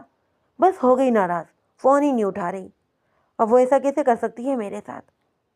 زبیر نے کلس کر بتایا، وہ بالکل یہ سب تیرے ساتھ کر سکتی ہے کیونکہ اسے تجھ سے پیار ویار کچھ نہیں تھا۔ تو صرف اس کے لیے ایک ATM کارڈ تھا، کارڈ میں پیسے ختم اور بس اکاؤنٹ بھی ختم۔ علی نے اطمینان سے جواب دیا۔ دیکھ یار، تو نے اپنی ٹریفک غلط روڈ پر ڈال رکھی ہے، فرحان نے کہا۔ ہاں تو اور کیا، علی نے بھی لقمہ دیا۔ جب تک تو اپنا ٹریک نہیں بدلے گا تیرے ساتھ یہی سب کچھ ہوتا رہے گا۔ تو کیا کروں؟ تم لوگوں جیسا حوصلہ نہیں ہے بھائی میرے پاس۔ زبیر نے منہ بنایا۔ مجھے تو آج تک یہی سمجھ نہیں آئی کہ تم خود سے بڑی عمر کی عورتوں سے دوستی کیسے کر لیتے ہو۔ وہ کیسے تمہاری ہر ڈیمانڈ پوری کر دیا کرتی ہیں۔ اپنا گھر بار، شوہر بچے نظر انداز کر کے وہ کیسے تم لوگوں کی باتوں میں آ جاتی ہیں۔ اس کے انداز میں فطری حیرانی تھی۔ وہ حقیقتاً ان تینوں کے معمولات پر الجھا کرتا تھا۔ ان سبھی نے بے وقت 2 یا 3 بڑی عمر کی خواتین سے رومانوی حد تک دوستانہ تعلقات استوار کر رکھے تھے۔ زید اور فرحان نے منعقد انداز سے دوسرے کی جانب دیکھا اور بے اختیار ہنسنے لگے۔ میں نے کون سا لطیفہ سنا دیا ہے تم لوگوں کو؟ زبیر جبروز ہوا۔ تیرا قصور نہیں ہے یار، علی نے بھی ہنستا ہوا کہا۔ بچہ ابھی کچا ہے، فرحان نے بھی چٹکی بھری۔ ہاں بہت ہی کچا ہے، لیکن کوئی بات نہیں، ہمارے پاس آ گیا ہے۔ قدرت نے اسے کسی مصلیحت کے تحت ہی ہم سے ملوایا ہے۔ ہم اس کا سارا کچا پن اب دور کر دیں گے، زید نے ہنستے ہوئے جواب دیا۔ تو کیا خیال ہے گرو جی، اسے اس کی الجھنوں کا جواب دے کر سارے ڈاؤٹ کلیئر نہ کر دیں؟ علی نے بائیں آنکھ دباتے ہوئے زید سے کہا۔ زید نے موبائل فون پر وقت دیکھا اور کہنے لگا، ہاں بھائی ابھی بہت ٹائم ہے افطاری میں، اس کے سارے ہی ڈاؤٹ آرام سے کلیئر ہو جائیں گے۔ اس نے کرسی کی پشت پر کمر سیدھی کی اور کہنے لگا، سب سے پہلے میں تیرے پہلے سوال کا جواب دیتا ہوں۔ تیرا خیال ہے کہ ہم لوگوں میں بہت حوصلہ ہے؟ تو میرا بھائی اس کا جواب یہ ہے کہ وقت کرتا ہے پرفریج برسو، حوصلہ یہ رات تو رات پیدا نہیں ہوا کرتا۔ اس نے شعر کی بھی ہیبت بگاڑی۔ بات صرف اتنی تھی کہ ہم بھی تیری طرح اس فیز سے گزر کر آئے ہیں۔ ہم شروع سے ہی ایسے نہیں تھے۔ ہر لڑکے کی طرح ہماری بھی روایتی جذبات تھے، لڑکیوں سے دوستی، ناک رکھڑے، پیار بھری باتیں، گفٹ شفٹ، جنہیں مرنے کی قسمیں، وعدے، شادی کے خواب، اور پھر کچھ عرصے بعد کسی نہ کسی وجہ سے بریک اپ۔ اب تیرے جیسے ہوتے تو دیوداس بنے یہ روگ دل سے لگائے بیٹھے ہوتے۔ ہم نے تیل دیکھی اور تیل کی دھار دیکھی، زمانے کے رنگ دیکھے، پھر نتیجہ یہ نکالا کہ ریٹ بدل چکا ہے۔ اب پیار محبت بھی ایک بزنس ہے، اور یہ بزنس وہیں کامیاب ہوتا ہے جہاں سینہ پارٹی ہو، اور یہ پارٹی بھی اسٹیبلش ہو۔ ایسی پارٹی کے ساتھ بزنس میں آپ کو کبھی خسارہ نہیں ہوتا۔ زید کے سوال پر زبیر نے سمجھنے والے انداز میں سر ہلا دیا۔ اسے یہ نقطہ واقعی بہت اچھی طرح سمجھ آ گیا تھا۔ اب آتے ہیں تیرے دوسرے سوال کی طرف۔ تو اس نے کہا کہ ہم خود سے بڑی عمر کی عورتوں سے دوستی کیسے کر لیتے ہیں؟ اس کا جواب بہت ہی آسان ہے۔ سوشل میڈیا کے روپ میں اتنا زبردست پلیٹ فارم ملا ہوا ہے تو اسے فائدہ نہ اٹھانا حماقتی تو ہوگی۔ اتنا تو تجھے بھی اندازہ ہوگا ہی کہ سوشل میڈیا ایک سمندر ہے۔ اس سمندر میں ہر قسم کی مچھلی موجود ہے۔ شکار کھیلنے کے لیے چارہ صبر اور زبردست ہونا چاہیے۔ اس کے بعد شام سویرے بس موجہ ہی موجہ۔ اس نے فقرے کا اختتام گنگناہٹ پر کیا۔ تو تمہارا مطلب یہ کہ سوشل میڈیا پر موجود ہر عورت اسی کیٹیگری میں آتی ہے؟ زبیر نے حیرت سے کہا۔ نہیں، میں نے یہ کب کہا ہے؟ میں تو یہ کہہ رہا ہوں کہ سمندر میں ہر قسم کی مچھلی موجود ہے، اور اپنے جیسے روح کو تلاش کرنا ہی آپ کی صلاحیتوں کا اصل امتحان ہوتا ہے۔ اس سے آگے کی اب آپ داستان مجھ سے سنیں، فرحان نے زید کے توقف پر کہا۔ ہمارا اتنے برس کا تجربہ یہ ہے کہ سوشل میڈیا، خاص طور پر فیس بک اور انسٹاگرام پر خواتین کی مختلف اقسام پائی جاتی ہے۔ پہلی وہ جن کے اکاؤنٹ اپنی فیملی یا فرینڈز کے لیے مخصوص ہوتے ہیں۔ فرینڈز بھی وہی جنہیں وہ اپنی حقیقی زندگی میں بھی جانتی ہیں۔ وہ باہر کی دنیا سے کسی کو داخلے کی اجازت دیتی ہیں اور نہ ہی کسی دستک کا جواب۔ اینڈ ایسی لیڈیز سے تو ہم دور ہی بھاگتے ہیں، یہ ہماری کیٹیگری میں آتی ہی نہیں۔ اس کے بعد ان عورتوں کا نمبر آتا ہے جو سوشل میڈیا پر موجودگی کے دوران مختلف پیجز یا گروپ میں ہلکا پھلکا حصہ لے لیا کرتی ہیں۔ ان کے در پر دستک دینے کی کوشش کرو تو جواب کم ہی آتا ہے، یا پھر سرے سے آتا ہی نہیں۔ ان سے زیادہ چھیڑخانی کرو تو بلاک لسٹ میں پھینک دیتی ہیں۔ ایک قسم ان عورتوں کی بھی ہوتی ہے جو خاموشی سے مختلف سرگرمیوں کا جائزہ لیتی رہتی ہیں۔ علی نے لقمہ دیا، خاموشی سے ادھر ادھر جھانکی مار لیتی ہیں۔ اور پھر آف لائن، ایسی عورتوں کو میں ذاتی طور پر زندہ لاشیں کہا کرتا ہوں۔ وہ اتنا کہہ کر خود ہی محفوظ ہوتے ہوئے ہنسنا لگا۔ پھر آتی ہے ہماری والی کیٹیگری۔ اس بار زید نے لقمہ دیا۔ یہ خواتین ضرورت سے زیادہ ایکٹیو ہوتی ہیں، پوسٹیں بھی ایسی کرتی ہیں جن سے اگلا بندہ خود بخود ان کی جانب متوجہ ہو کر ان باکس کرنے پر مجبور ہو جائے۔ ان باکس میں وہ ذرا سوبر بنتے ہوئے جواب دے دیا کرتی ہیں۔ اپنی گفتگو کے دوران وہ کم از کم 10 مرتبہ یہ ضرور جتاتی ہیں کہ انہوں نے پہلے کبھی کسی لڑکے یا مرد سے بات نہیں کی۔ یہ خصوصی شرف ہمیں ہی صرف بخشا جا رہا ہے۔ ان میں سے اکثریت کو ستائش اور توجہ کی بھوک ہوتی ہے۔ بس یہ خوراک دے کر اگر انہیں اپنا عادی بنا لیا جائے تو پانچوں ہی انگلیاں گھی میں اور سر کڑھائی میں۔ وہ اپنے گھریلو راز، تصویروں اور گفٹ کے نام پر فرمائشیں بھی پوری کر دیا کرتی ہیں۔ یہ فارمولہ سبھی پر تو اپلائی نہیں ہوتا، بس 90% ایسا مال مل ہی جایا کرتا ہے۔ بس اتنا سمجھ لے کہ اس سمندر سے اپنی مطلوبہ مچھلی ڈھونڈ لینا ہی کام ہے۔ مل گئی تو پھر وارے ہی نہیں آ رہے۔ تم لوگوں کی بھی ریسرچ کا جواب نہیں۔ زبیر نے حیرت سے آنکھیں پھیلائیں۔ مردوں کے بارے میں کیا خیالات ہیں ویسے؟ ہمیں مردوں کا کیا ہے؟ علی ہنسا۔ اکثریت کو زندگی میں بس صنف نازک کی چاہیے۔ یہ لیکچر تیری سمجھ میں آیا بھی ہے یا نہیں؟ فرحان نے زبیر کو گھورا۔ ایک دم برابر سمجھ آئی ہے۔ بس تو پھر تو اس فیلڈ میں تیری بوئنی میں کروا دوں گا۔ جیسے ہی میری نظر میں کوئی شکار آیا میں اسے تیری طرف ریفیئر کر دوں گا۔ ابھی تو میں خود بھی ایک شکار گھیرنے کی کوشش کر رہا ہوں۔ زید نے فراق دلی سے پیشکش کی۔ اسی انتظام میں ان کے سامنے افطاری کا سامان رکھا جانے لگا۔ زید اپنے موبائل سے ان اشیاء خورد و نوش کی تصاویر لینے لگا۔ ارادہ بہرحال یہی تھا کہ یہ تصاویر تانیہ کو بھیج کر یہ بتائے کہ سب کچھ اسے کی توجہ اور خلوص سے بنانا سیکھ پایا ہے۔ تانیہ کا متوقع رد عمل اور اپنے جال کی جانب بڑھتے قدموں کا تصور اسے خاصا مسرور رکھنے لگا تھا۔ مراد اٹھ جائیں، اب سحری کا وقت ختم ہونے میں زیادہ دیر نہیں ہے۔ تانیہ نے اسے ایک بار پھر جھنجھوڑا۔ کیا مصیبت ہے یار، ہر وقت کیوں پیچھے پڑی رہتی ہو تم؟ وہ جھنجھلا کر بولا۔ تانیہ نے ایسی بند کر کے مراد کی چادر اتار دی اور ریموٹ لے کر باہر نکل گئی۔ اسے علم تھا کہ مراد کے لیے سونا محال ہو جائے گا۔ اس کا اندازہ بالکل درست نکلا۔ کچھ ہی دیر بعد وہ بناتا ہوا باہر چلا آیا۔ پون گھنٹہ باقی ہے ابھی سحری کے وقت میں، اور تم میرے سر پر ڈھول بن کر بج رہی ہو۔ کیوں؟ ویسے تو آپ کو اٹھنا ہی نہیں تھا۔ میں اکیلی بیٹھی تھی یہاں، اس نے جبروس ہو کر کہا۔ جبران اور عثمان آج محلے کے چند پرانے دوستوں کے ساتھ سحری کے لیے فورٹ اسٹریٹ تک گئے ہوئے ہیں۔ پتہ نہیں کب ختم ہوگا تمہارا یہ بچپنا۔ تمہیں لگتا ہے کہ یہ سب کر کے تم بہت کیوٹ لگتی ہو۔ وہ ہر لفظ چباتے ہوئے بولا۔ خیر تو ہے، اتنے انگارے اب کیوں چبانے لگے ہیں آپ آج کل؟ مراد کے مزاج کی تیزی کچھ عرصے سے کافی بڑھ گئی تھی۔ اس سوال پر مراد نے شربار نظروں سے اسے دیکھا اور سحری کے لوازمات کی جانب متوجہ ہو گیا۔ ان دنوں ماجبین کے غائب پر وہ بیدار سا تھا۔ وہ 2-4 روز سے غیر حاضر تھی۔ اس پر متعدد موبائل فون بھی آپ تھا۔ مراد کی ذہنی و قلبی کیفیت بری طرح زیر و زبر ہو چکی تھی۔ غصہ گویا ناک پر دھرا رہنے لگا۔ اب بھی کچھ ایسا ہی ہوا۔ سحری میں پراٹھے اور آملیٹ دیکھا اس کا مزاج پھر بگڑ گیا۔ سالن کی کیا جاڑ آ گئی ہے؟ جتنا خرچہ مجھے ملتا ہے اس میں یہ بھی مل جائے تو اسے غنیمت سمجھیں، تانیہ نے کہا۔ اسے مراد کے رنگ بے حد مشکوک دکھائی دینے لگے۔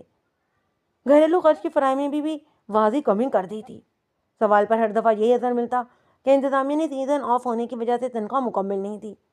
مارکی میں افطاری اور روزہ خشائی کی تقریبات میں بچنے والا کھانا وہ گھر لانے کی بجائے مہاجبین کو دے دیا کرتا تاکہ اسے مزید دیر بار کر سکے۔ مہاجبین کا خیال آتے ہی ایک بار پھر وہ مضطرب ہو گیا۔ اسی اضطراب نے تیز بن کر تانیہ کو اپنی لپیٹ میں لے لیا۔ لعنت ہے ایسی زندگی پر جب ڈھنگ کا کھانا بھی نصیب نہ ہو، اور لعنت ہے ایسی کمائی پر، اور لعنت ہو ایسی بیوی پر۔ اس نے غصے سے پلیٹ پیچھے کھسکائی اور تنفن کرتا ہوا باہر نکل گیا۔ تانیہ احساس توہین سے شل وہاں پر بیٹھی رہ گئی۔ اگلے آدھے گھنٹے تک وہ بہتے آنسو میں بے مشکل کھانا زہر مار کر بائی تھی۔ اور روز کمرے میں جا کر سونے کے بجائے وہ ایک مرتبہ پھر چادر اور تکیہ لاؤنج میں لیے صوفے پر دراز ہو گئی۔ دل و دماغ بری طرح سزک رہے تھے۔ مراد اس روز نئے اوقات کار کی وجہ سے 11 بجے دفتر پہنچا تو سخت بنایا ہوا تھا۔ کچھ ہی دیر بعد ماجبین بھی واپس چلی آئی۔ کہاں غائب ہو گئی تھی تم؟ لگتا ہے اپنی نوکری پیاری ہی نہیں ہے تمہیں۔ وہ اپنا غصہ قابو ہی نہ رکھ سکا۔ یہ کمپٹیشن کا دور ہے بی بی، ایک نہیں ہزاروں تیار ہوتے ہیں جگہ لینے کے لیے۔ یہ میں تیار ہوں، اسپتال میں داخل تھی، ماجبین نے نکاح سے بتایا۔ مراد کا غصہ فوراً سرد ہو گیا۔ اسپتال کیوں؟ خیریت تو تھی، بس کچھ اسٹریس تھا۔ اس نے نظریں چڑھائی، تاہم آنکھوں کی نمی مراد سے پوشیدہ نہیں رہ سکی۔ آئی ایم سوری یار، بس غصہ اور ٹینشن میں پتہ نہیں کیا کچھ کہہ دیا۔ تم بتاؤ معاملہ کیا ہے؟ مراد کا لہجہ نرم ہوا۔ سہیل کی وجہ سے، پتہ نہیں اسے کوئی شک ہوا ہے ہم دونوں پر، یا اس کے دماغ میں کوئی خناس آیا ہے۔ وہ مجھ سے بہت غلط توقعات لگائے بیٹھا ہے۔ مہاجبین نے نظریں جھکا لیں۔ اس کی میں، مراد نے بے درے گالیوں کا استعمال کیا، کرتا ہوں بات میں اس سے۔ کیا بات کریں گے؟ یعنی اسے جو بھی شک ہے آپ اسے کنفرم کر دیں گے؟ آپ کو میری قسم کچھ مت کہنا نہ ہی پوچھنا۔ مہاجبین کے آنسو جھلک اٹھے۔ مراد بے بسی سے پہلو بدل کر رہ گیا۔ آپ سے بس یہی ریکویسٹ ہے کہ اب ہم کہیں باہر مل لیا کریں گے، آپ ارینج کر سکتے ہیں نا باہر؟ اس نے بڑی معصومیت سے آنکھیں ٹپ ٹپائیں۔ ہاں یار تم فکر نہ کرو، میں کر لوں گا سب کچھ۔ ٹھیک ہے اب تم جاؤ، شام کی پارٹی کا سیٹ اپ دیکھو، مراد نے کسی خدشے کے تحت کہا۔ غصہ مت کیجیے گا اور نہ ہی کچھ الٹا سیدھا سوچیے گا پلیز، کچھ بھی کرنے سے پہلے میرا خیال کر لیجیے گا۔ مراد نے اس کے التجا پر ہاں میں سر ہلایا۔ دفتر سے باہر نکلتے ہی مہجمین کے ہونٹوں پر مسکراہٹ رینگنے لگی۔ اب اسے اپنا مقصد پورا ہوتا ہوا دکھائی دے رہا تھا۔ تانیہ کا مزاج سخت کبیدہ تھا۔ اس نے مراد کو حسب توفیق فون بھی نہیں کیا۔ سوشل میڈیا کی گلیوں میں قدم رکھا تو زید کی جانب سے ان باکس میں افطاری کی چند تصویریں اور ایک شکریہ کا پیغام موجود تھا کہ وہ اس کی بدولت اپنی دیرینہ خواہشات کی تکمیل کرنے میں کامیاب ہو گیا ہے، اور یہ سب آپ کی محنت سے ہوا ہے۔ تانیہ نے گہرا سانس لکھتے ہوئے لکھا، میرا کیا کمال ہے؟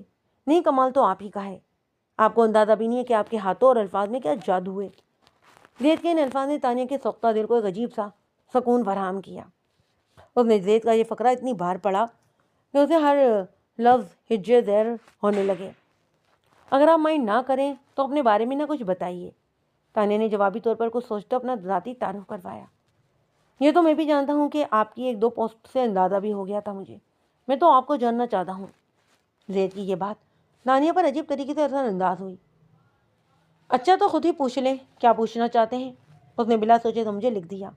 سب سے پہلے تو یہ کہوں گا کہ آپ کے شوہر بہت ہی لکی ہیں کہ انہیں آپ جیسی کیئرنگ خاتون کا ساتھ ملا۔ آپ سچ میں ایک آئیڈیل ہیں۔ زید کے الفاظ اور انداز نے اس کے دل میں خوف پیدا کر دی۔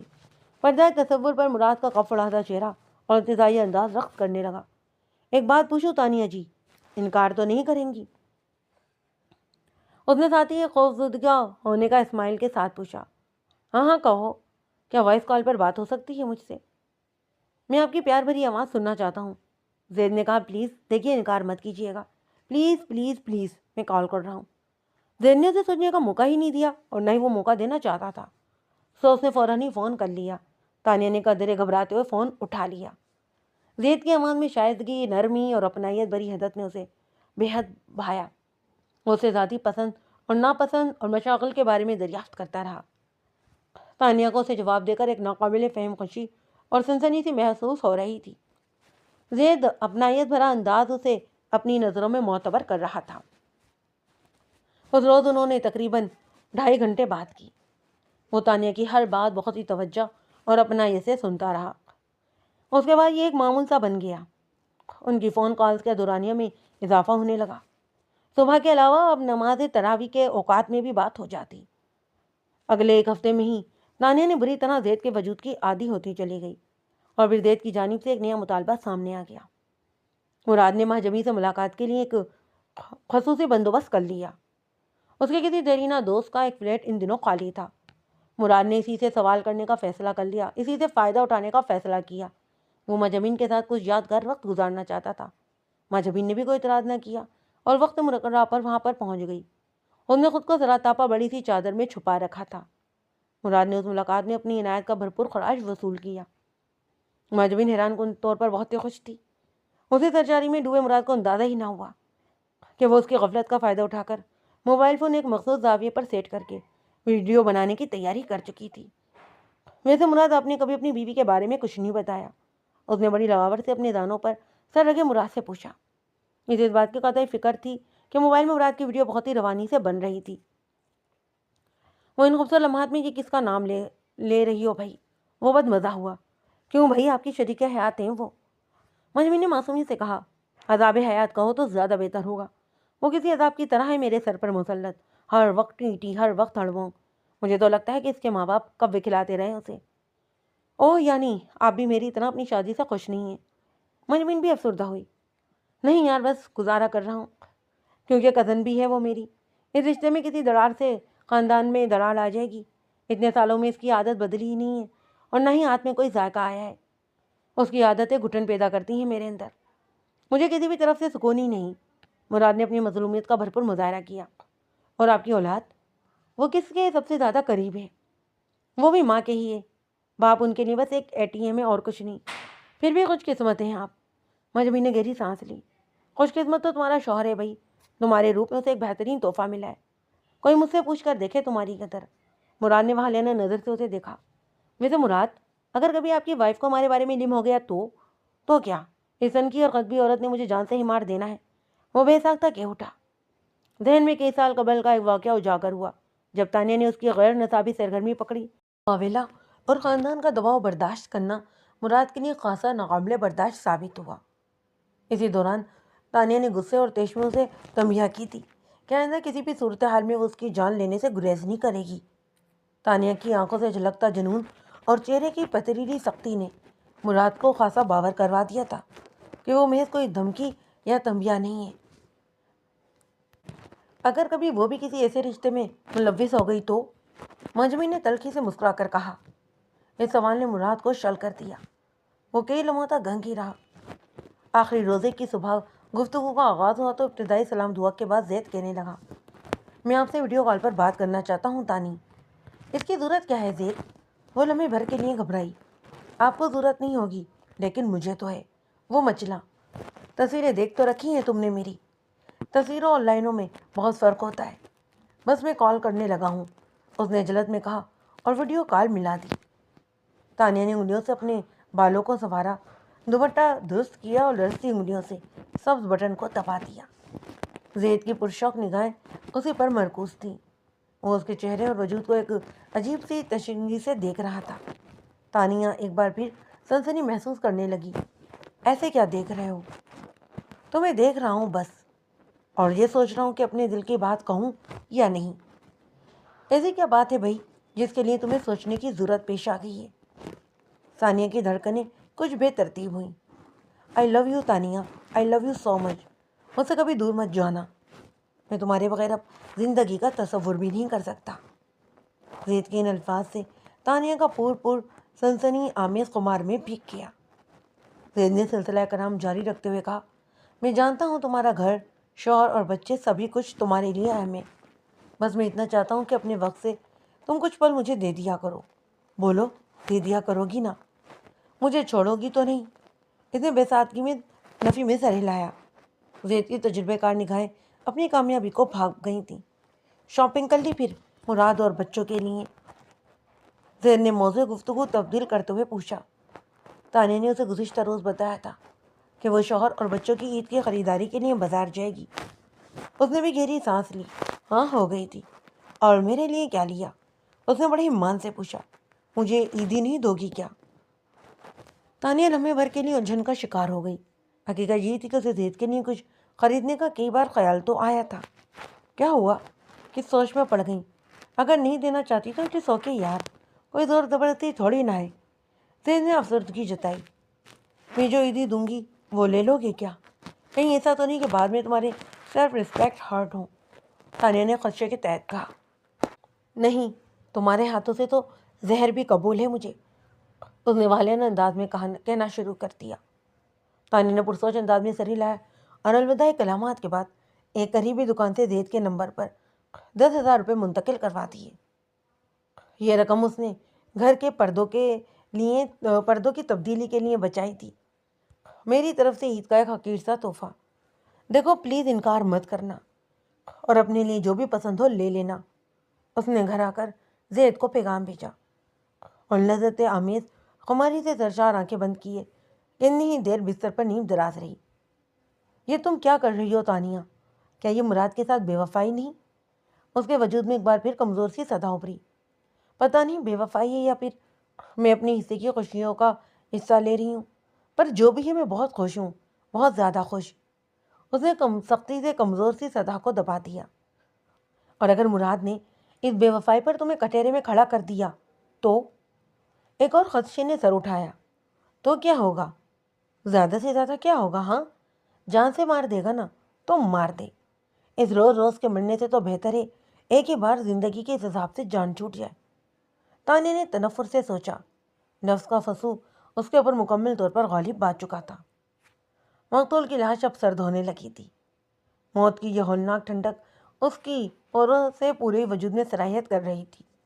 اس نے مقتول کے چہرے پر انگلیاں پھیر کر اس ٹھنڈک کو اپنے اندر اتار لیا۔ میں نے تمہیں قتل کر کے غلطی کر دی، اس نے خود کلامی کی۔ مجھے پہلے تم سے یہ پوچھنا چاہیے تھا کہ یہ بے وفائی کیوں کی؟ آخر کہاں کمی رہ گئی تھی؟ کس بات نے اس حد تک بے وفا ہونے پر مجبور کر دیا؟ اس سوال کا جواب اب تشنہ ہی رہنا تھا۔ عید کی چھٹیوں میں معلومات زندگی ایک نئے تغیر میں ڈر گئے۔ عثمان اور جبران دوپہر تک کا وقت سو کر گزارتے اور شام کو دوستوں کے ساتھ کہیں نہ کہیں گھومنے نکل جاتے۔ مراد حسب عادت موبائل پر کوئی نہ کوئی سیزن دیکھنے میں مصروف ہوتا۔ تانیہ گھر کے کاموں میں الجھی اور کھانا پکانے میں مشغول رہتی۔ سوشل میڈیا پوسٹس اسی روانی اور تسلسل سے جاری تھیں۔ وہ اپنے بنائے گئے کھانوں کی تصویریں بھی ضرور پوسٹ کرتی تھی۔ اس دوران زید کی گفتگو کا سحر بھی دل و دماغ کو اپنی گرفت میں لے چکا تھا۔ چھٹیوں کے باعث طویل کالز کا وہ سلسلہ تعطل کا شکار تھا۔ زید کی بے چینی اور تڑپ بھی دیکھنے والی تھی۔ وہ میسج پر اپنی دڑپ کا اظہار کیے بغیر نہ رہتا۔ ایک دفعہ پلیز اپنی آواز ہی سنا دے تانی، بس 2 منٹ ہی بات کر لیں۔ مجھے ایسا لگ رہا ہے کہ آج میری صبح طلوع ہی نہیں ہوئی۔ اس کے رہسرار پر تانیہ نے بے بس ہو کر کچن میں ہی چند منٹ کی کال کر لیا کرتی۔ مما کیا بات ہے، آج کل آپ بہت خاموش رہنے لگی ہیں، طبیعت تو ٹھیک ہے نا آپ کی؟ جبران نے ایک روز دوپہر کے کھانے پر بڑی تشویش بھرے انداز میں پوچھا۔ کانوں کو سکون بلا لگ رہا ہے کیا تمہیں؟ مراد نے لقمہ چباتے ہوئے کہا تھا۔ تانیہ نے سلختی نظروں سے اسے دیکھا تاہم کچھ بھی کہنے سے گریز کیا۔ اس بار آپ لوگ ماموں اور پپو وغیرہ سے ملنے بھی نہیں گئے؟ عثمان نے اپنی اتنی یاد دہانی کروائی۔ تمہاری پپو سے تو میں کل ہی مل کر آیا تھا اور کہیں جانے کا اس نے مجھے کہا ہی نہیں۔ ویسے بھی پیٹرول بہت مہنگا ہے اور ان کا گھر شہر کے دوسرے کونے پر، کیا فائدہ ہوتا؟ مراد نے بے نیازی سے کہا۔ تانیہ کے لمحے میں سلگ کر رہ گئی۔ ہاں، اپنی بہن سے ملنے چلے گئے تھے اس کے گھر۔ بہن سے تو اتنا بھی نہ ہوا کہ مجھے عید مبارک کا کوئی میسیج ہی کرتے۔ وہاں جا کر بھی بیوی کو ہی برا بنا کر آئے ہوں گے کہ وہی ملنا نہیں چاہتی۔ باقی رہی میرے بھائیوں کی بات، تو وہاں جا کر ان کے سروں پر احسان مت کریں کوئی۔ وہ ہمارے کسی 3rd کلاس بیکری کے لیے 4-5 کے کیک کے بھوکے نہیں ہیں۔ وہ بڑے ہی غصے سے بولی۔ دیکھا اپنی بدزبان ماں کو، یہ تو میرا ہی حوصلہ جو میں اس بدزبان عورت کو اتنے سالوں سے برداشت کر رہا ہوں۔ مراد بھی دیش میں آ گیا تو چھوڑ دیا ہوتا نا مجھے، اگر اتنی بری لگتی ہوں تو، اور اب چھوڑ دے مجھے، میری بھی جان سکون میں آئے گی اس چک سے۔ وہ چلائی۔ Stop it please. عثمان نے چمچ میز پر پٹکا اور جبران سے مخاطب ہو کر کہنے لگا، مما کو کمرے میں لے جاؤ اور میں یہاں انہیں خود ہی ہینڈل کر لوں گا۔ جبران نے ایسا ہی کیا۔ زیادتی کرتے ہیں پاپا جی آپ۔ ویسے کبھی کبھی، اس نے جھنجلا کر کہا۔ ہاں، تم بھی اب ماں کی ہی سائڈ لوگے، باپ تو تمہارا کچھ لگتا ہی نہیں نا۔ مراد نے کھانے کے برتن کھسکائے اور گھر سے باہر نکل گیا۔ اسے ماجبی سے گفتگو کی بری طرح طلب ہو رہی تھی۔ کھانے کے بعد جبران اور عثمان دوستوں کے ساتھ چلے گئے۔ مراد تاحال گھر نہیں لوٹا تھا۔ تانیہ نے بھی برتن سمیٹ کر باورچی خانہ صاف کیا اور موبائل لیے اپنے کمرے میں چلی آئی۔ اس نے کھانے کی تصاویر زید کو بھیجی۔ اب دل میں اس کا رد عمل جاننے کا تجسس تھا۔ بہت دل چاہتا ہے کہ تمہارے ہاتھ کا بنا ہوا کھانا کھاؤں، اس کھانے میں تمہارے لمس اور محبت کی خوشبو محسوس کروں۔ اس نے بھی فوراً پیغام بھیجا۔ تانیہ نے اسے فون کر لیا۔ پھر کب بھیج رہی ہو اپنے ہاتھ سے بنا کھانا مجھے؟ زید نے ابتدائی سلام دعا کے بعد کہا۔ تانیہ نے نیم رضامندی ظاہر کی۔ لیکن بھیجوں گی کیسے؟ آن لائن بائک سروس سے۔ زید نے فوراً ہی اسے راہ سمجھائی۔ اپنی لوکیشن بھیج دینا، میں تمہیں 1-2 دن میں کھانا تیار کر کے بھجوا دوں گی۔ وہ آمادہ ہو گئی۔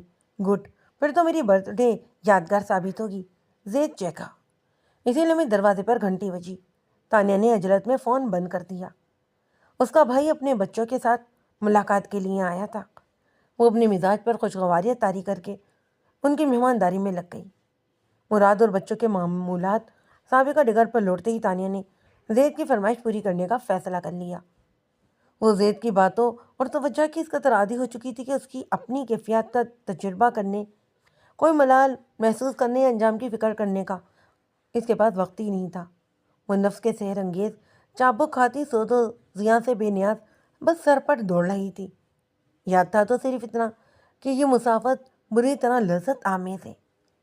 یاد تھا تو بس اتنا کہ اسے زید وہ سب کچھ بھرپور انداز میں حاصل ہو رہا تھا جو مراد کی برسا بس کی رفاقت میں محسوس نہیں کر پائی تھی۔ وہ کھانے میں بریانی، قورمہ اور کھیر تیار کرنے کے بعد اس نے 15,000 روپے ایک ڈبل شاپر میں لپیٹے اور بریانی کے ڈبے میں رکھ دیے۔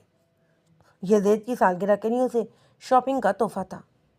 زید کی بھیجی گئی location per on line bike بھیج کر وہ انتظار کی لذت آمیز سنسنی میں مبتلا ہو گئی۔ تقریباً آدھے گھنٹے بعد ہی اسے ایپ سے اندازہ ہوا کہ سامان زید تک پہنچ گیا ہے۔ تھوڑی دیر بعد زید کی ویڈیو کال بھی آ گئی۔ وہ کھانے کے سارے ہی برتن اپنے سامنے رکھے انہیں والینہ نظروں سے دیکھ رہا تھا۔ ابتدائی سلام دعا کے بعد اس نے بریانی کا برتن اٹھایا اور اسے دیوانہ وار بھوسے دینے لگا۔ یہ کیا کر رہے ہو؟ پاگل ہو گئے ہو کیا؟ تانیہ حیران ہوئی۔ ان پر تمہارے ہاتھوں کا لمس ہے نا تانی، اسی لیے بس۔ وہ پاگل سی نگاہوں سے اسے دیکھتے ہوئے بولا۔ شاید میں پاگل ہی ہو گیا ہوں۔ اس نے قورمے کے ڈبے سے بھی وہی سلوک شروع کیا۔ تانیہ کا وجود سنسنا کر رہ گیا۔ ایسی دیوانگی کا تو اس نے تصور بھی نہیں کیا تھا۔ بریانی کا باؤل کھولو، اس میں تمہارے لیے ایک سرپرائز ہے، تانیہ نے سنسنی سے بےحال ہوتے ہوئے کہا۔ زید نے پیسے برآمد کیے اور سنجیدگی سے کہنے لگا، اس کی ضرورت نہیں تھی، ویسے اپنے لیے برتھ ڈے شاپنگ کر لینا، مجھے اچھا لگے گا، لیکن میں تو کوئی اور گفٹ لینا چاہتا تھا۔ زید نے پرشک نگاہوں سے اسے دیکھا۔ تانیہ کی نظروں میں البتہ زکام تھا۔ اپنے بال کھول دو نا پلیز میرے لیے، اس نے فرمائش کی، اور تانیہ کا ہاتھ بھی خود ساختہ انداز میں سر کی جانب بڑھا اور کیچر اتار گیا۔ اگلے ہی لمحے بال کندھوں پر بکھر گئے۔ بیوٹیفل۔ اب یہ چادر بھی ایک سائڈ پر رکھ دو۔ تانیہ نے یہ فرمائش بھی پوری کر دی۔ اس کے بعد آنے والا مطالبہ سن کر وہ لمحے بھر کے لیے سنسی ہو گئی۔ نہیں زید، یہ غلط ہے، پلیز۔ محبت میں کچھ غلط نہیں ہوتا جانے من، پلیز۔ تانیہ کے ہاتھ حرکت سے انکاری رہے۔ زید نے چند لمحے انتظار کیا، پھر صد مہری سے کہنے لگا، معافی چاہتا ہوں تانیہ میم، میں ہی پاگل ہوں کہ آپ سے محبت میں اتنا آگے بڑھ گیا۔ آپ کے لیے بھلا میری حیثیت ہی کیا ہے؟ تھینک یو، آپ نے مجھے میری اوقات بتا دی، گڈ بائے۔ ثانیہ کتنی دیر شل بیٹھی رہی۔ اسے بھی شدید غصہ آ رہا تھا۔ کیا سمجھ کر اس نے یہ فرمائش کی ہے مجھ سے؟ اتنا ہی گرا پڑا سمجھ رکھا ہے کیا؟ اگلے 2 روز بعد یہ غصہ رنج میں ڈل گیا۔ چوتھے روز یہ جذبات احترام میں منتقل ہو گئے۔ زید نے اس دوران اسے بالکل بھی کوئی رابطہ نہیں کیا۔ تانیہ کو اس کی گفتگو، وارتگی اور ستائش تڑپانے لگی۔ وہ خطرناک حد تک گفتگو کی لت میں مبتلا ہو چکی تھی۔ ایک بار تو رابطہ کرنا ہی چاہیے تھا اسے مجھ سے، وہ کرس کر سوچتی۔ 7ویں روز سابقہ سبھی جذبات بے بس سی میں تحلیل ہو گئے۔ وہ زید کی کمی اس قدر محسوس کر رہی تھی کہ آنسو بال توڑ کر رخساروں پر بہنے لگے۔ اس نے خود بھی کئی بار رابطے کی کوشش کی، لیکن زید کا انٹرنیٹ بند تھا۔ تانیہ اب اپنی مزاحمت کو کوسنے لگی۔ مراد ان دنوں اپنے دفتر میں کافی مصروف رہنے لگا تھا۔ عید ختم ہوتے ہی اگلے سیزن کے لیے بکنگ کا آغاز ہو گیا۔ مراد دل جمی سے انہیں گھیرنے میں کامیاب ہو جایا کرتا۔ آئے روز 3-4 روز پارٹیاں لازمی چکر لگاتی۔ انتظامیہ ان کامیابیوں پر اس کی صلاحیتوں کی مزید معترف ہونے لگی۔ اس نے جوڑ توڑ اور اپنی موجودہ حیثیت سے فائدہ اٹھاتے ہوئے سہیل کو ملازمت سے نکلوا دیا اور اگلے ہی روز ماجمین کو اپنے دفتر میں طلب کر لیا۔ اب تو خوش ہونا تم؟ اس نے شانہ انداز میں پوچھا۔ اوہ، تو کیا آپ نے؟ مجھے تو پہلے ہی شک تھا، وہ ساخت ہوئی۔ میں تمہاری طرف بڑھنے والی ہوا بھی برداشت نہیں کر سکتا۔ مجھ سے دور ہونے کی کبھی کوشش نہ کرنا، میں قبر سے بھی نکال لاؤں گا تمہیں۔ مراد کی آنکھوں میں جنون جھلکنے لگا۔ مجبی نے بھی یقینی سے پوچھا، اتنی محبت کرتے ہیں آپ مجھ سے؟ ہاں، تمہاری سوچ سے بھی زیادہ۔ بلکہ میں تو کہتا ہوں کہ تم طلاق لے لو اپنے شوہر سے، میں تم سے شادی کر لوں گا۔ میرا تو یہ سوچ سوچ کر ہی خون کھولتا ہے کہ وہ تمہارا شرعی حقدار ہے۔ مجبین اس مطالبہ پر شدر رہ گئی۔ آپ بھول رہے ہیں کہ ہم دونوں ہی بچوں والے ہیں۔ اس نے سنبھل کر کہا، تو کیا ہوا، چھوڑاؤ انہیں باپ کے پاس، میں بھی آزاد کر دوں گا اپنے بیوی بچوں کو۔ میں جان گیا ہوں کہ ان میں سے کوئی بھی میرا سگا ہمدرد نہیں۔ وہ بڑی سرد مہری سے بولا، باہر ملنے کا دل نہیں کرتا کیا آپ کا؟ مہجبین نے اب یکدم ہی پینترا بدل کر دلار سے پوچھا۔ مراد اس کے مطالبے اور فرمائش پر نہال ہو کر رہ گیا۔ میں بھی تم سے یہی کہنے والا تھا، کل صبح یہاں آنے سے پہلے اس فلیٹ پر ملتے ہیں۔ ٹھیک ہے، میں آ جاؤں گی۔ مہجبین نے آسودگی جتائی۔ اپنے ہاتھوں سے ناشتہ بھی بنا کر لانا میرے لیے، مجھے یقین ہے کہ تمہارے ہاتھ میں لاجواب ذائقہ ہوگا۔ اور کوئی حکم؟ مراد اس کی نداؤں پر فریقہ ہو گیا۔ دفتر سے باہر نکلتے ہوئے مہاجبین کے دل و دماغ میں طوفان برپا ہو چکا تھا۔ اب منصوبے پر عمل درآمد میں مزید تاخیر ممکن ہی نہیں تھی۔ اپنے کمرے میں بستر پر نیم دراز زید نہایت پرسکون انداز میں کوئی فلم دیکھنے میں مصروف تھا۔ اس نے 10 روز سے تانیہ کو دیے جانے والے نمبر کا انٹرنیٹ تو کیا سم ہی بند رکھی تھی۔ زید کے لیے یہ کوئی نیا کھیل تھوڑی نہ تھا۔ وہ جانتا تھا کہ شکار کس حد تک مزاحمت کر سکتا ہے، اس کے بعد کامیابی لازم ہوتی ہے۔ وہ کسی بھی شکار پر زیادہ دیر وقت صرف نہیں کیا کرتا۔ تانیہ کی دی جانے والی وقت کی سرمایہ کاری سود سمیت وصول کرنے کا یہی بہترین موقع تھا۔ فلم دیکھنے کے بعد اس نے طے شدہ منصوبے کے مطابق انٹرنیٹ بحال کر دیا۔ اس کے اندازے کے مطابق اگلے ہی 10 منٹ میں تانیہ کا فون آ گیا۔ زید نے اپنے بال منتشر کر لیے، داڑھی تو وہ پہلے ہی بڑھا چکا تھا۔ فون اٹھاتی اسے تانیہ کی اتری ہوئی صورت اور بے چین نگاہوں سے اندازہ ہو گیا کہ شکار اب خود ہی شکار کے لیے بےتاب ہے۔ کہاں تھے زید تم؟ کوئی ایسا بھی کرتا ہے کیا؟ اس کی آنکھوں سے آنسو جھلک پڑے۔ یہی تو میں پوچھنا چاہتا ہوں، کیا کوئی ایسا بھی کرتا ہے؟ وہ تلخی سے بولا۔ غلطی ہو گئی مجھ سے، پلیز آئی ایم سوری۔ نہیں، غلطی تو مجھ سے ہوئی ہے جو تمہاری محبت میں اتنا آگے بڑھ گیا۔ نہیں زید، پلیز ایسا مت کہو، میں بھی تم سے بہت محبت کرنے لگی ہوں۔ اس کی ٹوٹے ہوئے پن پر زید کا دل بلیوں چلنے لگا۔ یہ کیسی محبت ہے جو مجھ پر اعتبار بھی نہیں کرتی ہو؟ وہ اب شکوہ کرنا ہوا۔ اندھا اعتبار ہے مجھے تم پر، کہو تو ثبوت بھی دے دیتی ہوں، ثانیہ نے جنون میں کہا، اور اگلے ہی لمحے زید کی سابقہ فرمائی بھی پوری کر دی۔ زید نے اپنی نظریں خیرہ ہونے کی بھرپور اداکاری کی۔ اس کے چہرے سے جھلکتی ستائش اور والیانہ تانیہ کو آسودگی میں مبتلا کرنے لگا۔ اب تو خوش ہو گئے نا؟ اب تو ناراض نہیں ہوگے نا؟ وہ بلک اٹھی۔ میں تم سے ملنا چاہتا ہوں۔ تانی، بولو، آؤ گی نا ملنے؟ زید کے لہجے میں محسوس ہونے والی طلب اور جذبوں کی حرارت کا پس منظر سمجھنا تانیہ کے لیے مشکل نہیں تھا۔ ہاں، کہاں ہوں؟ وہ مزاحمت کے قابل ہی کہاں تھی۔ میرے فلیٹ کا ایڈریس ہے نا تمہارے پاس، بس کل ہی چلی آؤ۔ تانیہ لمحے بھر کے لیے تعامل کا شکار ہوئی۔ لیکن وہ فلیٹ تو تم شیئر کرتے ہو نا؟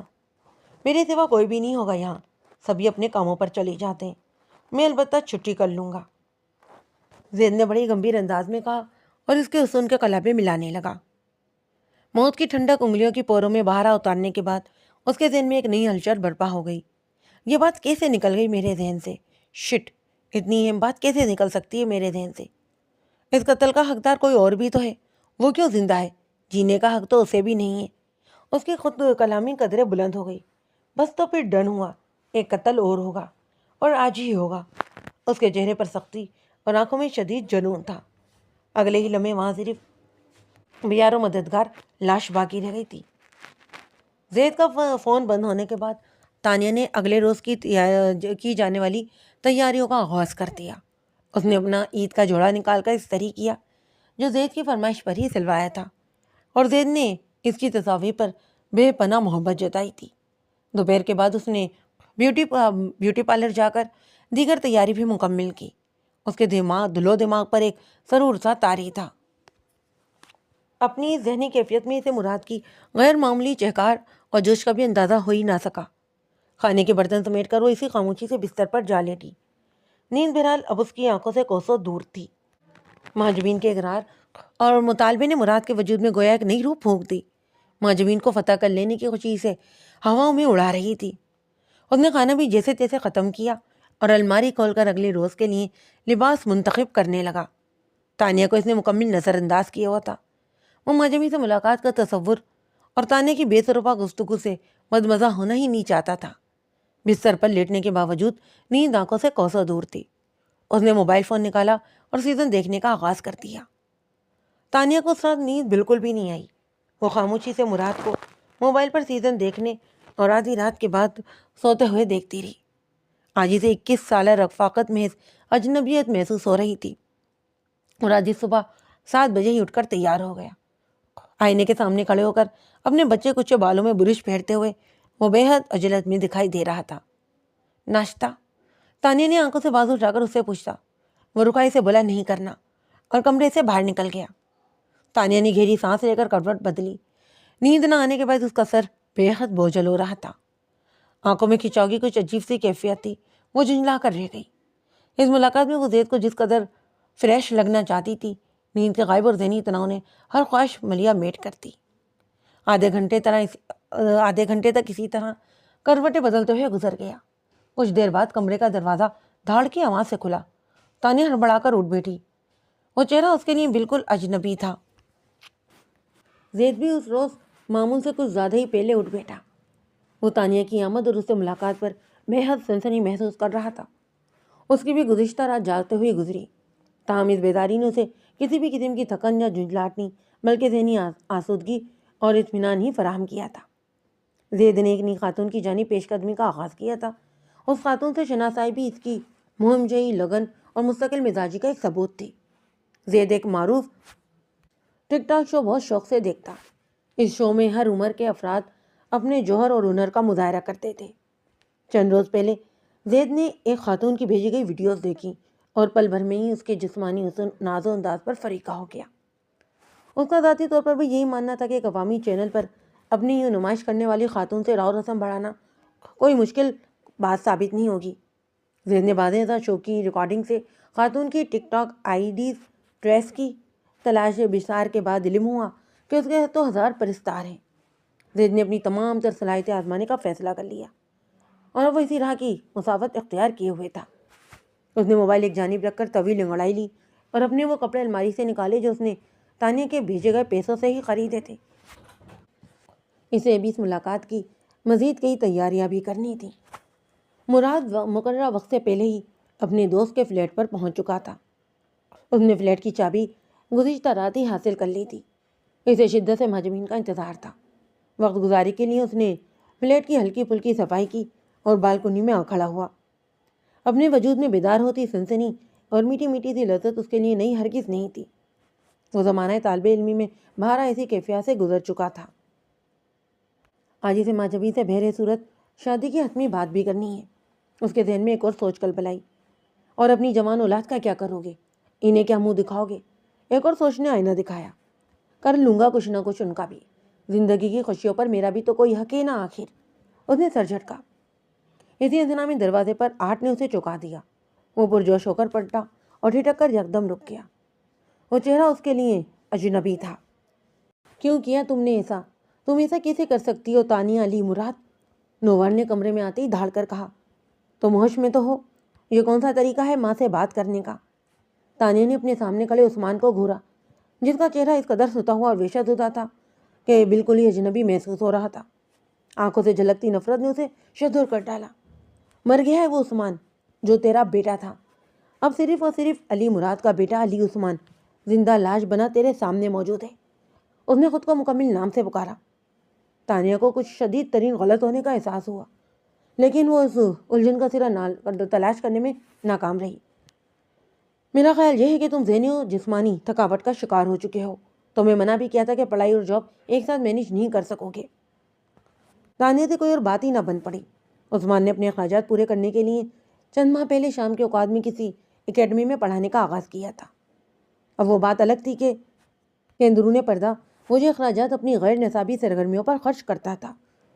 اپنی الجھن اور خیالات میں غلطاں تانیہ کو احساس ہی نہ ہو کہ عثمان اس کے بالکل سر پر چلا آیا ہے۔ اس نے تانیہ کے بال اپنی مٹھی میں دبوچ لیے۔ بتا کیوں کیا ایسا؟ کتنے یار بنا رکھے ہیں ایسے اور کس کس کے ساتھ کب سے یہ کھیل رچاتی رہی ہو؟ اس کی آواز گڑاہٹ سے مشابہ تھی۔ تانیہ کو اپنی رگوں میں لہو منجمد ہوتا محسوس ہونے لگا۔ وہ اتنا تو سمجھ ہی گئی تھی کہ زید اور اس کا تعلق کسی نہ کسی طرح عثمان کے علم میں آ گیا ہے، لیکن کیسے؟ ایسا کیسے ہو سکتا ہے؟ میرے بال چھوڑ دو عثمان، ہم آرام سے بھی بیٹھ کر بات کر سکتے ہیں، وہ بھیچی ہوئی آواز میں بولی۔ بات کرنے کے قابل تو نے چھوڑا ہی کہا ہے مجھے۔ عثمان نے اس کی گردن کو زور سے کتنے ہی جھٹکے دیے اور پھر بھرپور وحشت سے حلق سے دبوچ لیا۔ تانیہ کا بدن مچلنے لگا۔ اس نے اپنے دونوں ہاتھوں سے اس کی گرفت کمزور کرنے کی کوشش کی، لیکن وہ بھپرا ہوا طوفان بن چکا تھا۔ تانیہ کے حلق پر دباؤ ہولناک حد تک بڑھ چکا تھا اور اس کی ہولناکی میں مزید اضافہ ہوتا چلا گیا جب زید نے سود و ضیاء کا حساب کرنا شروع کیا۔ زید کی اس کی زندگی میں آمد نہ ہوتی تو اولاد آج یوں قاتل کے روپ میں اس کے سر پر نہ کھڑی ہوتی، پر زید اس کی زندگی میں کیوں چلا آیا؟ یہ بھی تو اس کی اپنی ہی کمزوری تھی، بشرا کمزوری جس سے مغلوب ہو کر وہ نفس کی راہ پر سر پر دوڑتی موت کی سرحد تک چلی آئی تھی۔ اس کے بعد زید کی آمد سے پہلے کی زندگی کی شبیہ اس کی ہولناکی میں اضافہ کرنے لگی۔ مراد کے مزاج کی رخائی اور بے نیازی سے قطع نظر وہ اپنے گھر کی ملکہ تھی۔ زندگی کامل نہ تھی لیکن خوشگوار تو تھی، اور سب سے پڑھ کر زندگی تو تھی۔ اب تو سب کچھ ختم ہو رہا تھا۔ اس خیال میں محض ضیا ہی اس کا نصیب بنا، اور یہ ضیا خود اس نے اپنے لیے بڑے اہتمام سے تیار کیا۔ حلق پر دباؤ بھیانک ہونے لگا۔ تانیہ کی آنکھیں حلقوں سے ابل پڑیں۔ اس نے منہ کھول کر سانس کھینچنے کی کوشش کی، لیکن موت تیزی سے بڑھتی تاریخی کے لیے ہر تدبیر ناکام بنانے لگی۔ کچھ لمحوں کی ہولناک اذیت کے بعد وہ زندگی کی قید سے آزاد ہو گئی تھی۔ وحشت و نفرت سے بحال عثمان زید کے فلیٹ پر پہنچ چکا تھا۔ دروازے پر گھنٹی بجانے سے قبل وہ اپنے تاثرات متوازن رکھنے کی کوشش کرنے لگا، پر وہ تصویر پر ایک بار پھر آج صبح کے وہ اذیت ناک لمحات اجاگر ہو گئے، جب زید نے ان دوستوں کے ساتھ بنے چیٹ گروپ میں صوتی پیغام کے ذریعے آج ہونے والی ملاقات کا ذکر کیا۔ واہ یار، تیری تو موجیں ہی موجیں ہیں، اپنا تو کچھ عرصے سے دھندا ہی خراب چل رہا ہے۔ فرحان نے جوابی صورتی پیغام میں افسردگی جتائی۔ تو آ جاؤ، تم لوگ بھی مل بانٹ کر کھاتے ہیں، لیکن اتنا بتا دوں کہ باقی پروفٹ میں تمہارا کوئی حصہ نہیں ہوگا۔ اس نے فراغ دلی سے پیشکش کی۔ پہلے کوئی تصویر وغیرہ تو دکھا، مال پسند آیا تو میں ہی آؤں گا، فرحان نے کہا۔ ایک کیا 1000 تصویریں ہیں میرے پاس، لیکن تجھے ابھی تازہ ترین دکھاتا ہوں، تم لوگ خود بھی مچل جاؤ گے اس کے لیے۔ چل چل، اتنا ہے نا تو حاتم طائی کی اولاد، فرحان نے ہنستے ہوئے کہا۔ مجھے پتا ہے تو نے ریکارڈنگ کے لیے کیمرے وغیرہ سیٹ کروانے ہیں مجھ سے، تو کام کے بدلے میں انعام بھی تو پائے گا نا۔ تصویریں چیک کرو، خود ہی آنے کے لیے مچل جاؤ گے۔ زید کی آواز میں خباثت نمایاں تھی۔ اس کی بھیجی گئی تصاویر دیکھ کر عثمان کے سر پر قیامت ٹوٹ پڑی۔ اسے کائنات کی ہر شے و بالا محسوس ہونے لگی۔ اس کے سامنے اس کی اراضی جنت نہایت شرمناک حالت میں موجود تھی۔ میں آ رہا ہوں پیارے، تیرا شکار اس دفعہ بھی دھانسو ہے۔ فرحان کے صوتی پیغام نے اس کی بنیادیں تک ہلا دیں۔ جبران ان دنوں کالج کے ساتھ 3 روزہ تفریح دورے پر شہر سے باہر تھا، ورنہ وہ اپنی کیفیات اسے پوشیدہ رکھ ہی نہ پاتا۔ عثمان اس وقت مجھے میں وحشت بنا تانیہ کے کمرے میں جا پہنچا، اور اب زید سے حساب چکتا کرنے چلا آیا تھا۔ ایسے کیا دیکھ رہے ہیں جیسے پہلے کبھی دیکھا ہی نہیں، مہاجبین نے شرم کی نگاہوں سے اسے دیکھ کر مسکراتے ہوئے کہا۔ اس روپ میں تو پہلی بار ہی دیکھ رہا ہوں۔ مہاجبین خاصی نقصق سے تیار تھی۔ چست کپڑوں اور تیز میک اپ کی وجہ سے اس کا روپ بھی دو آشنا ہو چکا تھا۔ ناشتہ لائی ہوں میں آپ کے لیے، جلدی سے آ جائیں ورنہ ٹھنڈا ہو جائے گا۔ اس کے لہجے میں شرنی ٹھہراؤ بھری نرمی نے مراد کو ایک عجیب دلی سکون فراہم کیا۔ مہاجبین نے اپنے ساتھ لائی ہوئی ڈسپوزیبل پلیٹ میں گوبھی بھرا پراٹھا اور ٹماٹر کی چٹنی نکالی۔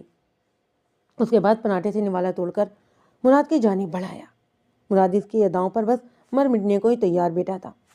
کھانے کے دوران وہ اسے لاگوٹ بھری باتیں بھی کرتی رہی۔ تم بھی تو کچھ کھاؤ نا، آپ نے کھا لیا تو سمجھ لیجیے میرا بھی پیٹ بھر گیا۔ اس کی لگاوٹ میں مزید اضافہ ہوا۔ تھوڑی دیر میں وہ 2 پراٹھے ختم کر چکا تھا۔ پسند آیا ناشتہ آپ کو؟ ہاں لاجواب ہے۔ مراد نے اس کا ہاتھ تھاما اور اپنی عنایت کا اخراج وصول کرنے کا آغاز کیا۔ مہاجبین کے ہونٹوں پر مسکراہٹ گہری ہو گئی۔ پھر کیا سوچا ہے تم نے طلاق کے بارے میں؟ ہو سکتا ہے کہ اس کی نوبت ہی نہ آئے۔ کیا مطلب ہے تمہارا؟ مراد چونک کر سیدھا ہوا، اور اگلے ہی پر زمین و آسمان تابالا ہوتے محسوس ہونے لگے۔ اسے یکدم شدید چکر آیا۔ مراد نے خود کو سنبھالنے کی کوشش کی، لیکن چکر بڑھتے ہی جا رہے تھے۔ کہتے کہ کم گوئی بہت مفید ہوا کرتی ہے، میں نے آزما بھی لی۔ مہاجبین کے تیور یکدم ہی بدل گئے۔ اس کی آنکھوں میں عجیب سی تپش دکھائی دینے لگی۔ مراد اس تبدیلی کو فی الفور کوئی بھی مفہوم پہنانے سے قاصر تھا۔ میں نے تمہیں سب کچھ بتا دیا، لیکن یہ تو بتایا ہی نہیں کہ میں ایک اسپتال میں نرس کے طور پر کام کر چکی ہوں۔ وہاں بھی تم جیسے گس سے پالا پڑنے پر مجھے وہ نوکری چھوڑنی پڑی۔ مجھے بہت سی اداؤں کے بارے میں کسی بھی عام انسان کی نسبت بہت زیادہ معلومات ہوتی ہیں۔ ابھی جو پراٹھے تم نے بہت مزے لے کر کھائے، ان میں ایک مخصوص دوا شامل کی تھی میں نے۔ اس دوا کے رد عمل میں تم کئی گھنٹوں تک یوں ہی نقاہت اور اعصاب انتشار محسوس کرتے رہو گے۔ مہاجبین نے اتنا کہہ کر توقف کیا اور بھنکارتے ہوئے بولی، اب تم یہی سوچ رہے ہو نا کہ میں نے تمہارے ساتھ یہ سب کیوں کیا ہے، تو اس کے ذمہ دار بھی تم خود ہی ہو۔ تم ایک نہایت خود غرض، بے حس اور بے ہمت انسان ہو۔ مکاری اور موقع پرستی تمہاری رگ رگ میں بسی ہوئی ہے۔ تم نے کیا سمجھا تھا کہ ہر عورت برائے فروخت ہوتی ہے؟ تم کوئی بھی چارہ ڈالو گے تو میں تمہاری ڈگڈگی پر رقص کرنے لگوں گی۔ تم نے میری مجبوریوں سے فائدہ اٹھایا، چلو وہاں تک تو قابل برداشت تھا، لیکن تم نے یہ کیسے سوچ لیا کہ میں اپنے بچوں کو چھوڑ کر تمہارے پاس چلی آؤں گی؟ ہاں، کیسے سوچ لیا کہ تمہارا چارہ نگل کر اپنی ممتا کو قربان کر دوں گی؟ بس اسی روز میں نے تہیہ کر لیا تھا کہ تمہیں عبرت کا نشانہ بناؤں گی۔ مراد نے کچھ کہنے کی کوشش کی لیکن ہانپ کر رہ گیا۔ پہلے میرا پلان کچھ اور تھا، تمہیں تو شاید اندازہ ہی نہیں کہ میں نے تمہاری بیوی کو بھیجنے کے لیے ایک ریکارڈنگ بھی تیار کر لی تھی، لیکن پھر یہ پلان خود ہی میں نے کینسل کر دیا۔ تمہاری بیوی اور تمہارے بچے کچھ عرصہ خفا ہو لیتے، لڑائی جھگڑا کر لیتے، اس دوران تم مجھے قصوروار ٹھہراتے رہتے کہ تمہاری پوزیشن سے فائدہ اٹھانے کے لیے میں نے ہی تمہیں بہکایا تھا، ورنہ تو تم نہایت نیک اور عرصہ انسان ہو اور میرا ہی کریکٹر خراب تھا۔ اپنے فائدے کے لیے مردوں کو بہکانا میرے لیے بہت آسان ہے، وغیرہ وغیرہ۔ اس کے بعد کیا ہوتا؟ وہ کچھ عرصے بعد تمہیں معاف کر دیتے۔ ان خونی رشتوں کی یہی تو مجبوری ہوتی ہے کہ انہیں بالآخر ایک دوسرے کو معاف کرنا ہی پڑتا ہے۔ تم انہیں اپنی وفا اور پچھتاؤ کا یقین دلانے کے لیے مجھے رسوا کرتے رہتے، کیا خبر مجھے نوکری سے ہی نکال دیتے۔ اس کے بعد تم وہی سب پھر شروع کر دیتے، پھر کوئی مہاجبین اپنی مجبوریوں کی عوض تمہاری حوث اور موقع پرستی کی بھیٹ چڑھ جاتی۔ نہ نہ نہ نہیں، یہ تو خسارے کا سودا ہوتا۔ بس پھر کیا تھا، میں نے پلان بدل دیا، اور اب جو کچھ تمہارے ساتھ ہونے والا ہے تمہاری سوچ اور گمان سے بہت پرے ہوگا۔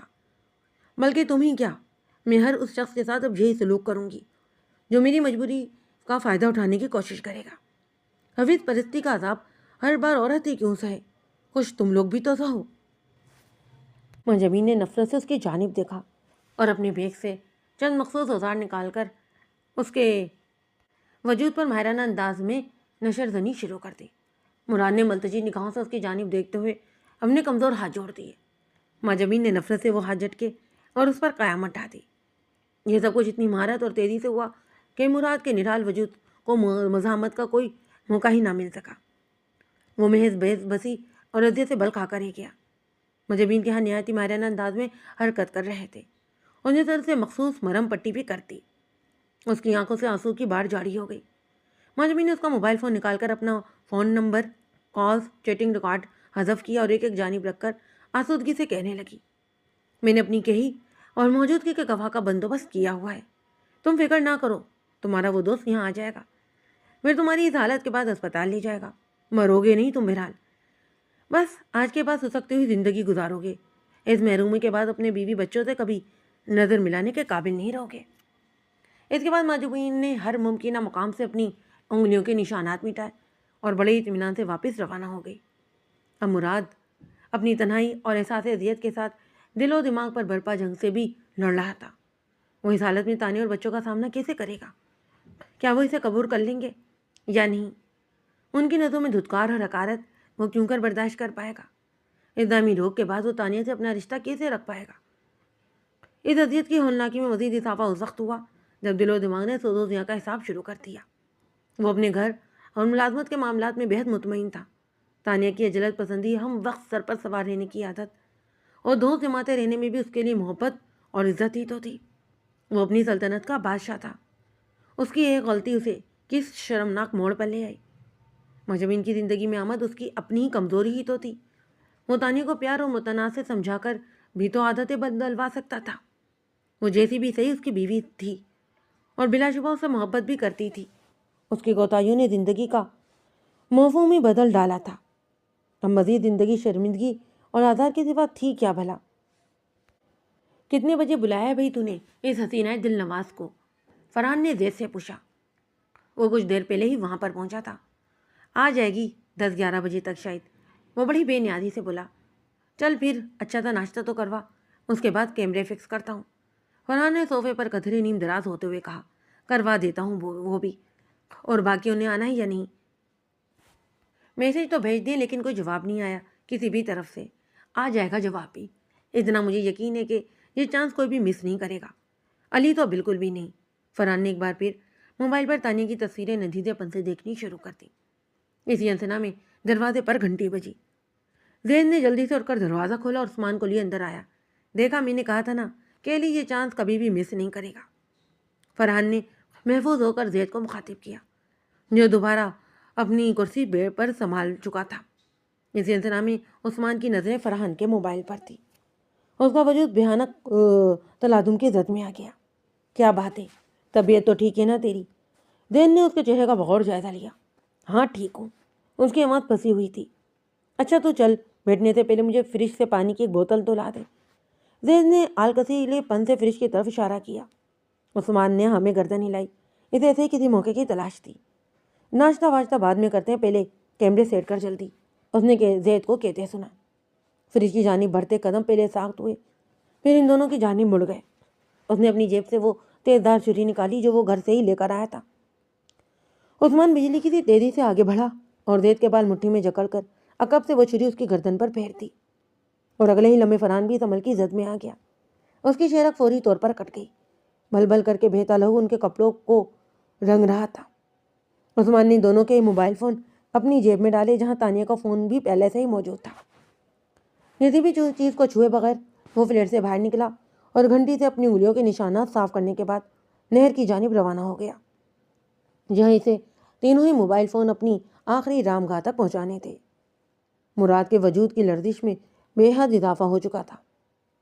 تانیہ، عثمان اور جبران کی شکوہ کنہ نظروں میں جھلکتی نفرت کا تصور اسے ادموہا کر رہا تھا۔ وہ ماجبین کے خلاف کوئی بھی قانونی یا انتقامی کارروائی کر بھی لیتا تو اپنی محرومی سے کس طرح نجات حاصل کر پاتا۔ عزیز و قریب اور احباب کی اتحادیہ نگاہیں، طنز کے تیر برساتی زبانیں اور الزامات و گمان کا وہ سلسلہ سوچ کر ایک نئی دستک دینے لگی۔ اس نے اپنی ہمت جمع کی اور لرزیدہ ہاتھوں سے ماجبین کے چھوڑے گئے وہ اوزار اٹھا لیے۔ اگلے ہی لمحے ایک فیصلہ بے حد آسان ہو گیا۔ عثمان بڑے ہی ٹوٹے پھوٹے انداز میں نہر کے کنارے بیٹھا تھا۔ اس نے چند ہی لمحے قبل تینوں ہی موبائل فون پانی کی مٹیالی لہروں کے حوالے کر دیے تھے۔ اب اس کے ذہن میں مراد اور جبران کا تصور لڑتا تھا۔ وہ دونوں ہی تانیہ کی موت پر نہ جانے کس رد عمل کا اظہار کرتے۔ عثمان کا غم دل سے بوجھل ہو کر رہ گیا۔ ایک بات تو طے تھی کہ اسے یہ بوجھ اکیلے ہی اٹھانا تھا، اپنی ذات اور کچوبش میں کسی کو بھی حصے دار بنانا ہی نہیں تھا۔ ضبط کے باوجود آنسو دھت لیے چہرہ آنکھیں جلسانے لگے۔ دل و دماغ تانیہ کے بغیر زندگی کا تصور کرتے کرتے مستقبل کی ممکنہ جھلک دکھاتے رہے۔ کچھ لمحے اسی اذیت میں بیت گئے، پھر یکدم دوہرا عذاب اس پر آنوار ہوا۔ اس کے موبائل پر میسج اور فون کی بے وقت گھنٹی بجی۔ اس نے کال اپنے ہاتھوں سے ریسیو کی۔ کیا آپ علی عثمان صاحب بات کر رہے ہیں؟ دوسری جانب سے آواز ابھری۔ جی فرمائیے، آپ کون ہیں؟ عثمان نے کہا۔ نگاہیں میسج پر بھی مرکوز تھیں۔ زبیر نے اسی چیٹ گروپ میں تانیہ کی تصویر پر لکھا تھا۔ واہ یار، کیا ہاتھ مارا ہے، تم تو واقعی گرو کے بندے ہو۔ اسی پل دوبارہ آواز ابھری۔ میں سے انجم زمان بات کر رہا ہوں۔ ہمیں آپ کے والد علی مراد کی ڈیڈ باڈی ملی ہے۔ Dead body? لیکن کہاں، کیسے؟ اسے شدید جھٹکا لگا۔ نگاہیں اب زبیر کے دوسرے پیغام پر پھسل رہی تھیں۔ پر میرا آنا ابھی مشکل ہے، تم لوگ اپنی یہ پارٹی انجوائے کرو۔ میں نے تصویریں سیو کر کے جوانی اور شیری کو بھی فارورڈ کر دی ہیں۔ اگلی پارٹی ہمارے لیے تیار رکھ لینا۔ وہ چمن پارک کے اس فلیٹ میں موجود تھے۔ وہاں ان کے ساتھ کوئی خاتون بھی تھی۔ ایسے چوکی آواز آئی۔ جونی اور شیری کو بھی تصویریں بہت پسند آئی ہیں، وہ اس پارٹی کے لیے بہت بے چین ہے۔ زبیر کے اس پیغام پر وہ بری طرح گھائل ہو گیا۔ تو کیا انہیں قتل؟ عثمان سے بات مکمل نہ ہو سکی۔ دل و دماغ میں تانیہ کی تصاویر کے گرد و گردش سے بھوچال برپا تھا۔ میں ان غلطیوں کی کہاں کہاں پردہ پوشی کروں گا اور کتنے قتل کروں گا؟ ذہن میں ایک اور سوچ ابھری۔ قتل نہیں، یہ خودکشی کا معاملہ ہے۔ انہوں نے خود پر حملہ کرنے کے بعد اسی اوزار سے اپنی شہرک کاٹی ہے۔ ہم نے لاش فی الحال پوسٹ مارٹم کے لیے بھجوا دی ہے۔ آپ باقی کارروائی کے لیے پہلے پولیس اسٹیشن چلے آئیں۔ فون بند اور میسج اسکرین بجھ چکی تھی۔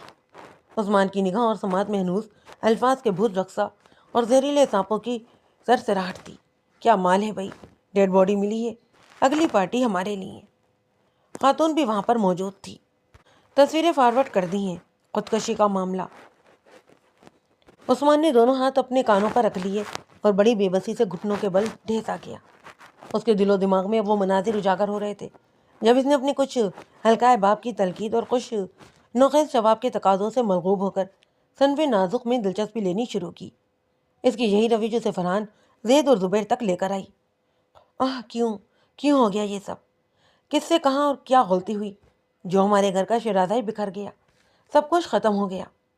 یہ پاپا کی غلطیاں تھیں یا پھر میرے ہی کوئی گناہ جو ہماری خاتون خانہ بھی بہک گئی۔ مما نے کس کی غلطی کا تاوان ادا کیا؟ کیسے بہک کر اس دلدل میں وہ قدم رکھ بیٹھی؟ سبھی کچھ ختم ہو گیا ہے۔ وہ بے بسی سے سوچنے لگا، لیکن کسی الجھن کا سرا ہاتھ نہیں آ رہا تھا۔ اس ہولناک کیفیت میں اس وقت مزید اضافہ ہوا جب دل و دماغ نے سود و ضیاء کا حساب کتاب شروع کر دیا۔ اس کا گھر جنت کا گہوارہ تھا۔ والدین کی تھوڑی بہت ناچاکی تو ہر گھر میں ہوا ہی کرتی ہے۔ انہوں نے اولاد کی ضروریات زندگی پوری کرنے میں کوئی کسر نہ اٹھا رکھی تھی۔ عثمان کی حیثیت اس سلطنت کے شہزادی کی سی تھی۔ جس وقت نوکری کا آغاز اس نے اپنی مرضی سے ہی کیا تھا، اور اس کا پس منظر غیر نصابی سرگرمیوں کی تکمیل تھا۔ اگر وہ ان سرگرمیوں میں ملوث نہ ہوتا تو ملازمت کی ضرورت پیش آتی، اور نہ ہی زید، فرحان اور زبیر وغیرہ جیسے افراد سے ملاقات ہوتی، نہ ہی وہ اپنی پٹری بدل کر بڑی عمر کی خاتون سے تعلقات استوار کرتا، اور پھر یہ کڑیاں تانیہ کے روپ میں مقافات عمل سامنے نہ لاتی۔ یہ سب اس کی مشرہ کمزوری کے تحت ہوا۔ سوچوں کا پرخانہ سلسلہ فون کی گھنٹی سے پھر رکا۔ اس نے فون پر نگاہ ڈالے بغیر ہی کال اٹھائی۔ دوسری جانب زبیر تھا۔ علی کہاں ہو تم؟ زید وغیرہ کے ساتھ ہی ہونا؟ وہ ہونٹوں کو بھینچ کر بولا، نہیں یار، وہ لوگ فون نہیں اٹھا رہے۔ مجھے پتا ہے وہ اپنی پارٹی میں بزی ہوں گے۔ میرا پروگرام تو فائنل کر دیتے۔ جونی اور شہری مجھے میسج کر کر کے الگ باولے ہو رہے، کچھ بتا تو دیتے مجھے۔ زبیر عجلت میں کہتا چلا گیا، بکواس بند کر حرام زادے، بند کر اپنی بکواس۔ کیا تیرے گھر ماں بہن نہیں ہے؟ وہ حلق کے بھر چلایا۔ میں نے تیری کون سی دم پر پاؤں رکھ دیا ہے جو یوں تو ایک دم بھونکنے لگا ہے؟ زبیر حیران ہوا۔ 900 چوہے کا کے بلی حج کو چلی۔ میں کر لوں گا بات خود ہی ان سے، تو احسان نہ کر مجھ پر۔ زبیر نے اتنا کہہ کر فون بند کر دیا۔ عثمان کی ذہنی رو میں بھونچال آ گیا تھا۔ زبیر کو جب اس کی والدہ کے انتقال کا علم ہوا تو وہ جونی اور شہری کے ساتھ جنازے میں شرکت کے لیے ضرور آئے گا، اور تانیہ کو دیکھ کر اسے علم ہو جائے گا کہ اب کس کی دم پر پاؤں آیا تھا۔ تانیہ کی موت نے رسوائی کا ایک اور پول کھول دینا تھا۔ اسے ہر جانب سے اتضاعیہ اور زہریلے کیکیں اور سرگوشیاں سنائی دینے لگی۔ اس کے بعد ان کیکوں میں مراد کی موت پر چامگوئیوں کا تڑکا لگ گیا۔ عثمان کا ذہن یکدم الٹ گیا۔ اس نے نرم زمین سے مٹی اٹھا کر اپنے سر میں ڈالی اور چہرے پر زوردار تھپڑ مارنے شروع کر دیے۔ کسی بھی پل سکون کے آ ہی نہیں دے رہا تھا۔ مراد و تانیہ کی لاشوں اور زہریلی سرگوشیوں کے تصور سے اسے اپنے وجود پر ایسی تعاون کا احساس ہونے لگا۔ اس نے چلو میں پانی لے کر بدن پر ڈالنا شروع کر دیا، لیکن اپنے دوستانہ تعلقات کا خیال اس تعاون میں مزید اضافہ کر رہا تھا۔ اس نے قدر آگے بڑھ کر اپنی ٹانگیں بھی اس پانی میں ڈبو دیں۔ اب سکون میں مزید اضافہ ہوا تو وہ کچھ اور آگے جھک گیا۔ ابھی سے پانی میں اپنا چہرہ اور رقص دکھائی دینے لگا۔ اس چہرے پر ہو بہو تانیہ جیسی اور دیگر نقوش مراد کی وجاہت لیے ہوئے تھے۔ نادیزہ آتش پہلے چہرے کو بری طرح جلزانے لگی اور پھر پورے ہی وجود کو دوبارہ لپیٹ میں لے لیا، اور وہ بلا سوچے سمجھے پانی میں اتر گیا۔ اسے سوت کی اذیت سے بہر صورت نجات درکار تھی۔